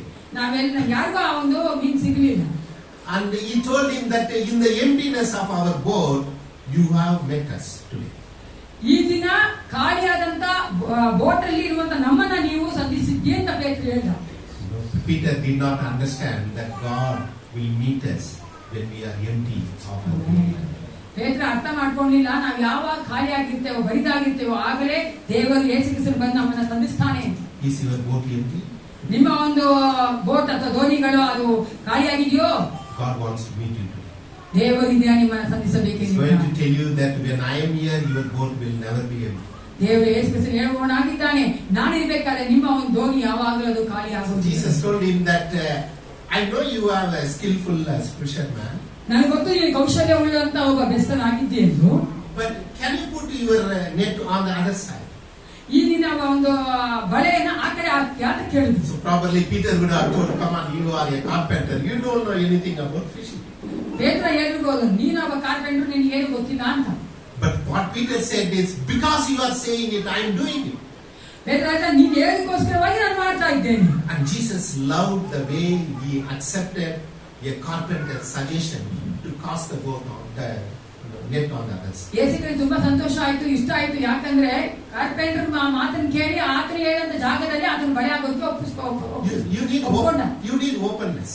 ನಮ್ಗೆ ಯಾವಾಗಲೂ ತೆರೆದ ಮನಸ್ಸುಳ್ಳವರಾಗಿರ್ಬೇಕು. When we have a closed mindset, we cannot meet God. ನಮ್ಮ ಮನಸ್ಸುಗಳು ಮುಚ್ಚಲ್ಪಟ್ಟಿದ್ರೆ ನಾವು ದೇವರನ್ನ ತಂದಿಸೋಕೆ ಸಾಧ್ಯವಿಲ್ಲ. But Peter was more open. I am a fisherman, you are a carpenter, but because you are saying I am doing it. ಪೇತ್ರನು ಅವನು open mind ಇಂದ ಆತನ ಹೇಳ್ದ, ನೀ ಕಾರ್ಪೆಂಟರ್ ಆದ್ರೂ ಸಹ, ನಾನು ಬೆಸ್ತನಾದ್ರೂ ಸಹ, ನೀನ್ ಹೇಳಿ ಮಾತು ನಾನು ಕೇಳ್ತೀನಿ ಅಂತ. Jesus loved the way he accepted. ಯೇಸು ಕ್ರಿಸ್ತನಿಗೆ ಆ ಒಂದು ಮಾತುಗಳು ತುಂಬಾ ಇಷ್ಟ ಆಯ್ತು, ಆತನ ಪ್ರೀತಿ ಉಳ್ಳವನಾಗಿದ್ದ. And then he threw the net, he casted the net, and he loved the way he was casting the net so skillfully. ಅವನು ಕೌಶಲ್ಯ ಉಳ್ಳವನಾಗಿ ಆ ಬಳೆಗಳನ್ನ ಯೇಸು ಕ್ರಿಸ್ತ ಹೇಳಿದ ಜಾಗದಲ್ಲಿ ಆತನು ಹಾಕಿದನು. And you know the rest of the story. ಗೊತ್ತು ನಿಮಗೆ ಆ ಕಥೆ. After he was catching the fish, ಆಮೇಲೆ ಆ ಒಂದು ಅಷ್ಟು ಹೆಚ್ಚಾದ ಒಂದು ಮೀನುಗಳಿದ್ದ ನಂತರ he called the other people who came with him and then invited them to share what he had. ಆತನಿಗೆ ಇದ್ದದನ್ನ ಆ ಜನಗಳನ್ನ ಕರೆದು ನಾವು ಬಂದು ಹಂಚ್ಕೊಳ್ಳೋಣ ಅಂತ ಹೇಳಿದ್ರು. The Jewish people are very good in business ethics. ನೀವು ಯಹೂದ್ಯರು ನೋಡುವುದಾದ್ರೆ ಅವರು ವ್ಯಾಪಾರ ಮಾಡೋದ್ರಲ್ಲಿ ಬಹಳ ಒಳ್ಳೆಯ ಸ್ಕಿಲ್ ಇರೋರು. They are today even the biggest people in New York, the businessmen are from Jewish people. ನೀವು ನ್ಯೂಯಾರ್ಕ್ ಅಲ್ಲಿ ನೋಡಿದ್ರೆ ದೊಡ್ಡ ದೊಡ್ಡ ಬಿಸಿನೆಸ್ ಮ್ಯಾನ್ಗಳನ್ನ ಅವರು ಯಹೂದ್ಯ ಹಿನ್ನೆಲೆಯಿಂದ ಬಂದವರು. During Jesus' time, the business ethic of the fisherman is this. ಆ ಒಂದು ಸಮಯದಲ್ಲಿ ಆ ಬೆಸರಿಗಿದಂತ ಆ ಒಂದು ಬಿಸಿನೆಸ್ ನೈತಿಕತೆ ಏನಂದ್ರೆ, if they come as a team to catch fish, ಅವರು ಗುಂಪಾಗಿ ಬೆಸ್ತರಾಗಿ ಆ ಒಂದು ಮೀನಿಗೆ ಬಂದ್ರೆ if one catch 40 kilos of fish, ಒಬ್ಬರು 40 ಕಿಲೋ ಮೀನ್ ಹಿಡಿದ್ರೆ, if one catches only 2 kilos, ಒಬ್ಬ 2 ಕಿಲೋ ಮಾತ್ರ ಹಿಡಿದ್ರೆ, at the end of their job, they have to put everything together and equally share among them. ಆ ಕೊನೆಯಲ್ಲಿ ಎಲ್ಲವನ್ನ ಒಟ್ಟಾಗಿ ಹಾಕಿ ಅವರಲ್ಲಿ ಅವರು ಹಂಚ್ಕೊಳ್ಬೇಕು. So after catching this big fish, he called others and equally share and gave it. ಅಷ್ಟು ಮೀನಿಗೆ ಹಿಡಿದ ನಂತರ ಪೇತ್ರ ಎಲ್ಲರನ್ನ ಕರೆದು ಎಲ್ಲರಿಗೂ ಹಂಚ್ಕೊಳ್ತಾನೆ. Jesus was watching this. ಯೇಸು ಕ್ರಿಸ್ತನು ಅದನ್ನ ನೋಡ್ತಾ ಇದ್ದನು. And then after this, he looked at Jesus and he said, "Are you the Messiah?" ಯೇಸು ಕ್ರಿಸ್ತನು ನೋಡಿ ಪೇತ್ರ ಹೇಳ್ತಾನೆ, ನೀನೇನೇ ಮೆಸ್ಸಿಯ, ಬರಬೇಕಾಗಿರೋ ಮೆಸ್ಸಿಯ? And he told him that, "Depart from me, ಆದ್ರೆ ಹೇಳ್ತಾನೆ, ನನ್ನ ಬಿಟ್ಟು ಹೋಗು, because I cannot match my life. ನನ್ನ ಒಂದು ಜೀವಿತ ನಿನ್ನ ಜೀವಿತಕ್ಕೆ ಅದು ಮ್ಯಾಚ್ ಆಗೋದಿಲ್ಲ. You are a holy God. ನೀನು ಪರಿಶುದ್ಧ ದೇವರು, You are the Son of the living God. ಜೀವವುಳ್ಳ ದೇವರ ಮಗನು, So I am a sinner of all good. ನಾನು ಪಾಪಿಯಾಗಿದ್ದೇನೆ, So please depart from me." ನನ್ನ ಬಿಟ್ಟು ಹೋಗು ಅಂತ ಹೇಳ್ತಾರೆ. And Jesus told him that if you are willing, I will make you a fisher of men. ಯೇಸು ಕ್ರಿಸ್ತನು ಹೇಳ್ತಾನೆ, ನೀನು ಇಷ್ಟಪಡುವುದಾದ್ರೆ ನಿನ್ನ ಮನುಷ್ಯ ಹಿಡಿಯುವಂತ ಬೆಸ್ತನಾಗ. When he was wanting Jesus to depart from his life, Jesus is telling that he goes beyond him and say that if you are willing, I will make you a fisher. ಅಲ್ಲಿ ಪೇತ್ರ ಹೇಳ್ತಾನೆ, ನನ್ನ ಬಿಟ್ಟು ಹೋಗು ಅಂತ ಹೇಳಿದ್ರು ಸಹ ಆ ಒಂದು ಬೆಸ್ತನ ಮಾಡುವಂತ ಕೆಲಸಕ್ಕಿಂತ ಅಧಿಕವಾಗಿ ಕೆಲಸ ಮಾಡುವಂತೆ ಪೇತ್ರನ ಯೇಸು ಕ್ರಿಸ್ತನು ಕರೀತಾ You may ಇದ್ದಾನೆ. not have plan for your life. ನಿಮಗೆ ಅನೇಕ ಒಂದು ಯೋಜನೆಗಳು ನಿಮ್ಮ ಜೀವಿತ ಕುರಿತಾಗಿ ಇರಬಹುದು. You may not think good of your life. ನಿಮ್ಮ ಜೀವಿತ ಕುರಿತಾಗಿ ಒಳ್ಳೆದಾಗಿ ಯೋಚನೆ ಮಾಡದೇ ಇರಬಹುದು. You may close your door for God. ನೀವು ದೇವರಿಗೆ ಬಾಗಿಲು ಮುಚ್ಚಿರಬಹುದು. But Jesus is always standing and giving and offering you that I am interested in your life. ಅನೇಕ ಸಾರಿ ಯೇಸು ಕ್ರಿಸ್ತನು ನಿಮ್ಮಲ್ಲಿ ನಿಂತುಕೊಂಡು ನಿಮ್ಮನ್ನ ಕೇಳ್ತಾ ಇದ್ದಾನೆ, ನಾನು ನಿನ್ನ ಜೀವಿತವನ್ನ ಇಷ್ಟಪಡ್ತೇನೆ, ನನಗೆ ನಿನ್ನ ಜೀವಿತ ಬೇಕು ಎಂದು. To this disciple, Jesus has a complete trust in this prayer. ಈ ಪ್ರಾರ್ಥನೆಯಲ್ಲಿ ಆ ಶಿಷ್ಯರ ಮೇಲೆ ಯೇಸು ಕ್ರಿಸ್ತನಿಗೆ ಸಂಪೂರ್ಣವಾದ ನಂಬಿಕೆ ಇತ್ತು. The second prayer of Jesus Christ is praying for the disciples. ಎರಡನೇದಾಗಿ ನಾವು ನೋಡ್ತೇವೆ, ಯೇಸು ಕ್ರಿಸ್ತನು ತನ್ನ ಶಿಷ್ಯರಿಗೋಸ್ಕರ ಪ್ರಾರ್ಥನೆ ಮಾಡ್ತಾರೆ. When they were scattered among themselves to go back to their job, Jesus is praying that they are going to change this world.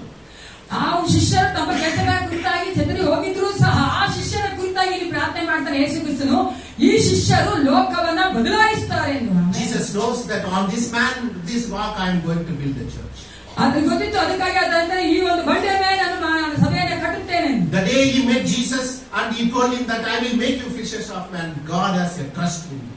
ಆ ಪೇತ್ರನ ಕಂಡು ಯಾವಾಗ ನಿನ್ನನ್ನು ಜನರ ಹಿಡಿಯುವಂತ ಬೆಸರಾಗಿ ಮಾಡ್ತೇನೆ ಅಂತ ಹೇಳಿದಾಗ ಯೇಸು ಕ್ರಿಸ್ತನಿಗೆ ಆತನ ಮೇಲೆ ನಂಬಿಕೆ ಇತ್ತು. In this prayer, Jesus also tells there is only one man who did not obey God, but I trust in all 11 people who are going to change this world for God. ಈ ಒಂದು ಪ್ರಾರ್ಥನೆ ಯೇಸು ಹೇಳ್ತಾನೆ, ಎಲ್ಲ ಶಿಷ್ಯರನ್ನು ನಂಬಿಕೊಂಡಿದ್ದೇನೆ, ಆದ್ರೆ 11 ಜನಗಳು ಮಾತ್ರ, ಅಂದ್ರೆ ಒಬ್ಬರು ಮಾತ್ರ ನನಗೆ ಕಲ್ತು ಹೋಗ್ಬಿಟ್ಟ, 11 ಜನರು ಸಹ ನಾನು ನಂಬಿಕೊಂಡಿದ್ದೇನೆ, ಅವರು ಈ ಲೋಕವನ್ನು ಬದಲಾಯಿಸ್ತಾ ಎಲ್ಲಾ ಕಡೆ ಹೋಗಿ ಸುವಾರ್ತೆ ಸಾರ್ತಾರೆ. When he gave the great commandment, the great commission, it was so universal and it was so broad.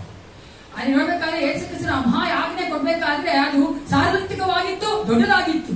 And they were thinking on a world evangelism. ಅಲ್ಲಿ ನೋಡ್ತಾ ಲೋಕವನ್ನೇ ಸುವಾರ್ತಿಕರಣ ಮಾಡುವಂತ ಕಾರ್ಯದ ಕುರಿತಾಗಿ ಮಾತಾಡ್ತಾ ಇದ್ದ. The ministry Jesus and disciples did in the 3.5 years is 68 square kilometers. ಆ ಯೇಸು ಕ್ರಿಸ್ತನು ಆ ಶಿಷ್ಯರು 3.5 ವರ್ಷ ಮಾಡಿದಂತ ಸೇವೆ 68 ಸ್ಕ್ವೇರ್ ಮೀಟರ್ ಆಗಿತ್ತು. They went to Bethania, they went to Samaria. ಬೆತಾನ್ಯ, ಸಮಾರ್ಯಕ್ಕೆ ಹೋದ್ರು, That's what they were. ಅಷ್ಟೇ ಅವರ ಒಂದು ಲೋಕ ಆಗಿತ್ತು. But when God gave them the great commission, he told them that therefore go into all the world and make disciples of all nations. ಆ ಮಹಾ ಆಜ್ಞೆ ಕೊಡ್ಬೇಕಾದ್ರೆ ಆತನು ಎಲ್ಲ ಲೋಕದ ಘಟ್ಟ ಕಡೆಯವರೆಗೂ ಹೋಗಿ ಅಲ್ಲಿ ಎಲ್ಲರನ್ನ ಅವರು ಶಿಷ್ಯರನ್ನ ಮಾಡುತ್ತಾರೆ.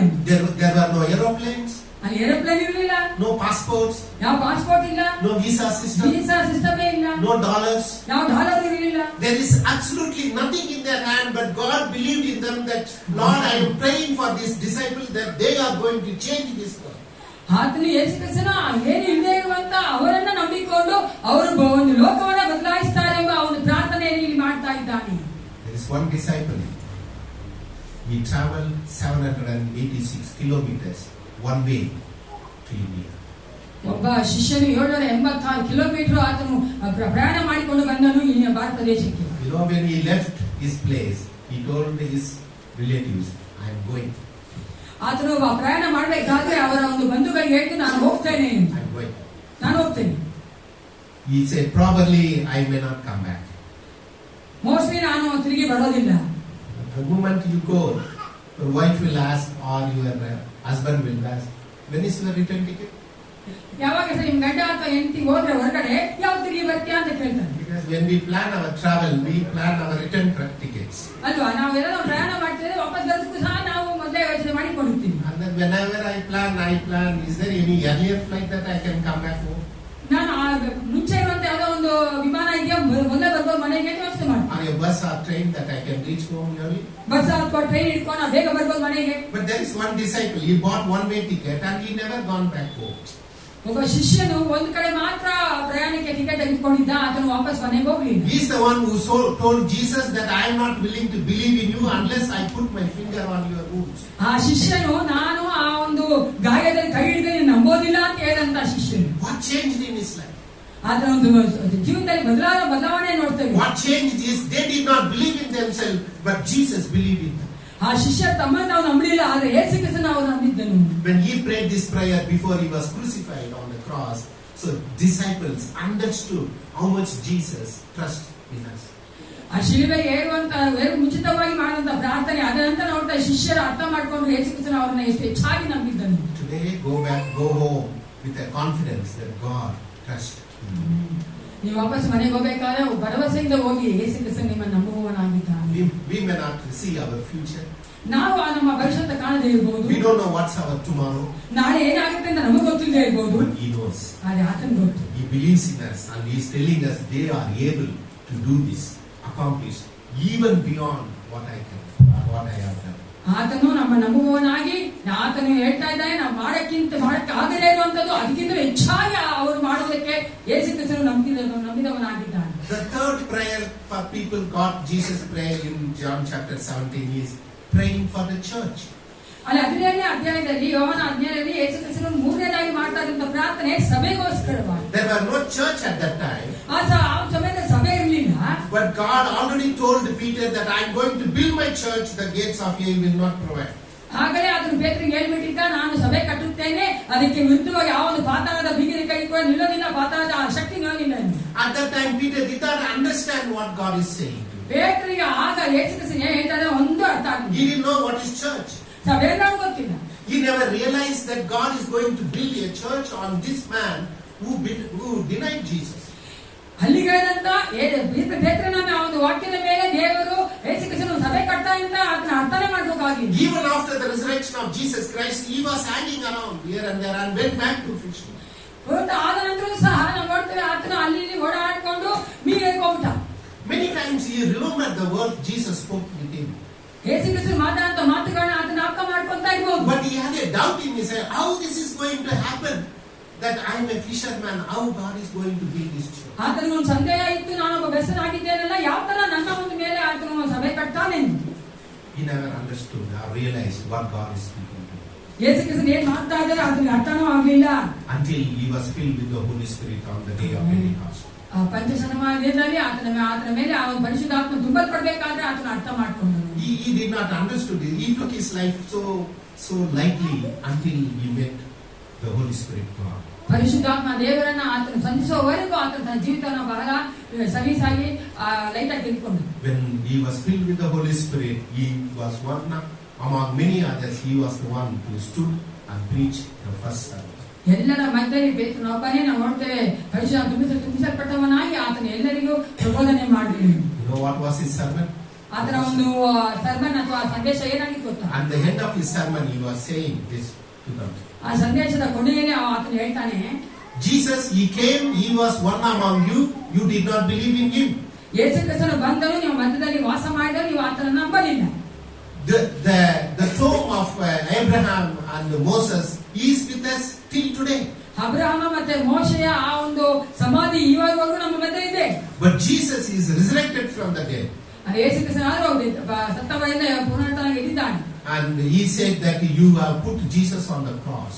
ಅದನ್ನ ಹೇಳ್ತಾನೆ, ನೀವು ಯೇಸು ಕ್ರಿಸ್ತನನ್ನ ಶಿಲುಬೆಗೆ ಏರಿಸಿದ್ರಿ. Death was not able to hold him. ಆದರೆ ಮರಣವಾದರೂ ಆತನನ್ನು ಹಿಡಿದುಕೊಳ್ಳಕ್ಕೆ God raised him from the dead. ದೇವರು ಆ ಒಂದು ಸಮಾಧಿಯಿಂದ ಮರಣದಿಂದ ಆತನ ಎಬ್ಬಿಸಿದ್ದಾನೆ. And this is his message. We are witness to the resurrected Christ. ಆತನು ಹೇಳ್ತಾನೆ, ಪುನರುತ್ಥಾನದ ಯೇಸು ಕ್ರಿಸ್ತನಿಗೆ ನಾವು ಸಾಕ್ಷಿಗಳಾಗಿದ್ದೇವೆ. You know what message the disciple gave for rest of their lives? ಆ ಶಿಷ್ಯರು ತಮ್ಮ ಸಂಪೂರ್ಣ ಜೀವಿತದಲ್ಲಿ ಯಾವ ಒಂದು ಸಾಕ್ಷಿ ಕೊಟ್ಟರು ಗೊತ್ತಾ? They did not tell the story. ಅವ್ರು ಯಾವ ಕಥೆ ಹೇಳಿಲ್ಲ. They did not remember how many times they had good meal with God. ಯೇಸು ಕ್ರಿಸ್ತನೊಂದಿಗೆ ಎಷ್ಟು ಸಾರಿ ಚೆನ್ನಾಗಿ ಊಟ ಮಾಡಿದ್ರು ಅಂತ ಅವ್ರನ್ನ ನಾವು ಕಟ್ಕೊಂಡಿರಲಿಲ್ಲ. They did not talk about the miracles. ಆ ಒಂದು ಅದ್ಭುತಗಳ ಕುರಿತಾಗಿ ಅದನ್ನು ಮಾತಾಡಿಲ್ಲ. They did not talk about the 5 loaves of bread and 2 fish. ಆ ಒಂದು 5 ರೊಟ್ಟಿ 2 ಮೀನಿನ ಕುರಿತಾಗಿ ಅವ್ರು ಮಾತಾಡಿಲ್ಲ. For rest of their life, the single message the disciples spoke to this world is Jesus is raised from the dead and we are his witness. That's all the message. ಆದ್ರೆ ಹೇಳಿದ್ದು ಯೇಸು ಕ್ರಿಸ್ತನು ಪುನರುತ್ಥಾನವಾಗಿದ್ದಾನೆ, ಮರಣವನ್ನು ಜಯಿಸಿದ್ದಾನೆ, ಆ ಒಂದು ವಿಷಯಕ್ಕೆ ನಾವು ಸಾಕ್ಷಿಗಳಾಗಿದ್ದೇವೆ.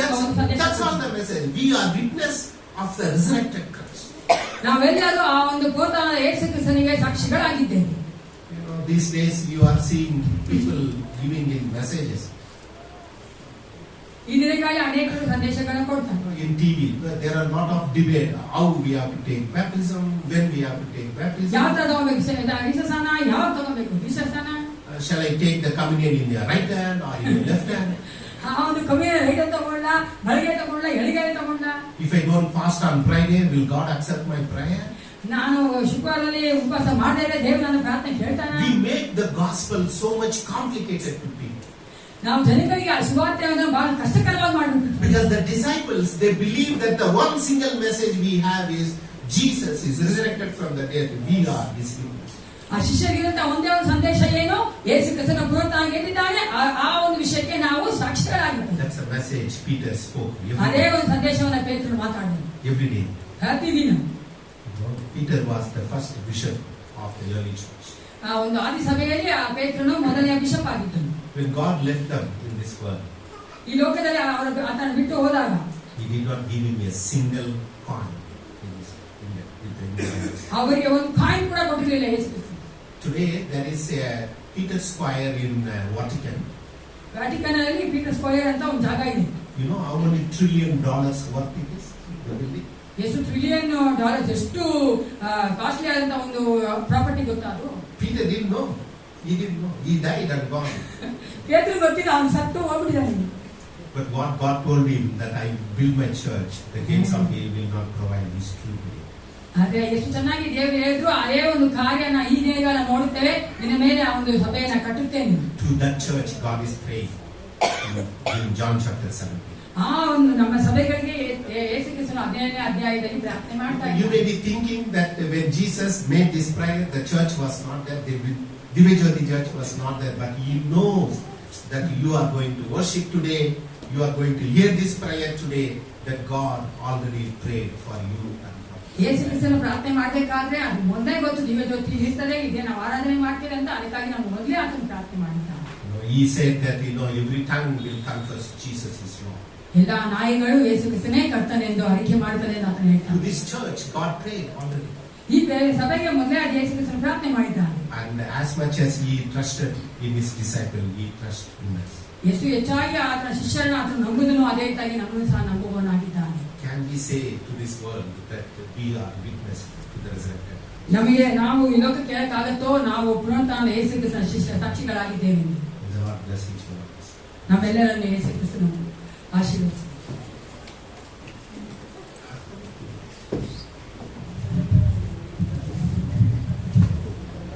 ನಾವೆಲ್ಲರೂ ನಿಂತ್ಕೊಳ್ಳೋಣ.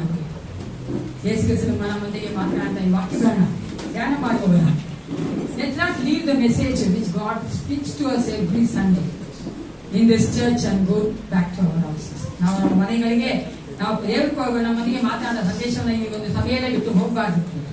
ಅದನ್ನು ಮುಂದೆಯೇ ಹೊತ್ತುಕೊಂಡವರ, ನಮ್ಮ ಹೃದಯಗಳಲ್ಲಿ ಮನಸ್ಸಿಗೆ ಇಟ್ಟುಕೊಂಡವರ, ಮುಂದಿನ ವಾರವನ್ನ ಅದನ್ನು ಧ್ಯಾನ ಮಾಡುವವರ. ಅದನ್ನ ನೆನೆಸ್ಕೊಂಡ್ರೆ ಸಾಕು. ನೀವು ಪಾಂಡರ ನೀವು ಅದನ್ನೇ ನೆನೆಸ್ಕೊಳ್ತಾ ಇದ್ರೆ ಸಾಕು. ಯೇಸು ಕ್ರಿಸ್ತನು ಎಷ್ಟು ಹೆಚ್ಚಾಗಿ ನಮ್ಮನ್ನು ಪ್ರೀತಿಸಿ ನಮಗಾಗಿ ಪ್ರಾರ್ಥನೆ ಮಾಡಿದ 17ನೇ ಯೋಹಾನ ಸುವಾರ್ತೆ ಹೇಳಿದ್ದೇವೆ. ನಮಗೆ ಕೊಟ್ಟಂತ ಒಂದೇ ಒಂದು ಸಂದೇಶವೇನಿದೆ, ನಾವು ಪುನರುತ್ಥಾನದ ಯೇಸು ಕ್ರಿಸ್ತನ ಸಾಕ್ಷಿಗಳಾಗಿದ್ದೇವೆ. ಅದನ್ನು ನಾವು ಪ್ರೊಕ್ಲೇಮ್ ಮಾಡಿದ್ರೆ, ಅದನ್ನ ಹೇಳಿದ್ರೆ ಸಾಕು. ನಮಗೆ ಸಿಗೋರೆಲ್ಲರಿಗೂ ಅದು ಹೇಳಿದ್ರೆ ಸಾಕು. ಅದೇ ದೊಡ್ಡದಾದ ಸೇವೆ ಆಗ್ತದೆ. ಕಣ್ಣುಗಳ ಮುಚ್ಚಿಕೊಂಡವರ ಹಾಲೆಲೂಯಾ, ಸ್ತೋತ್ರ.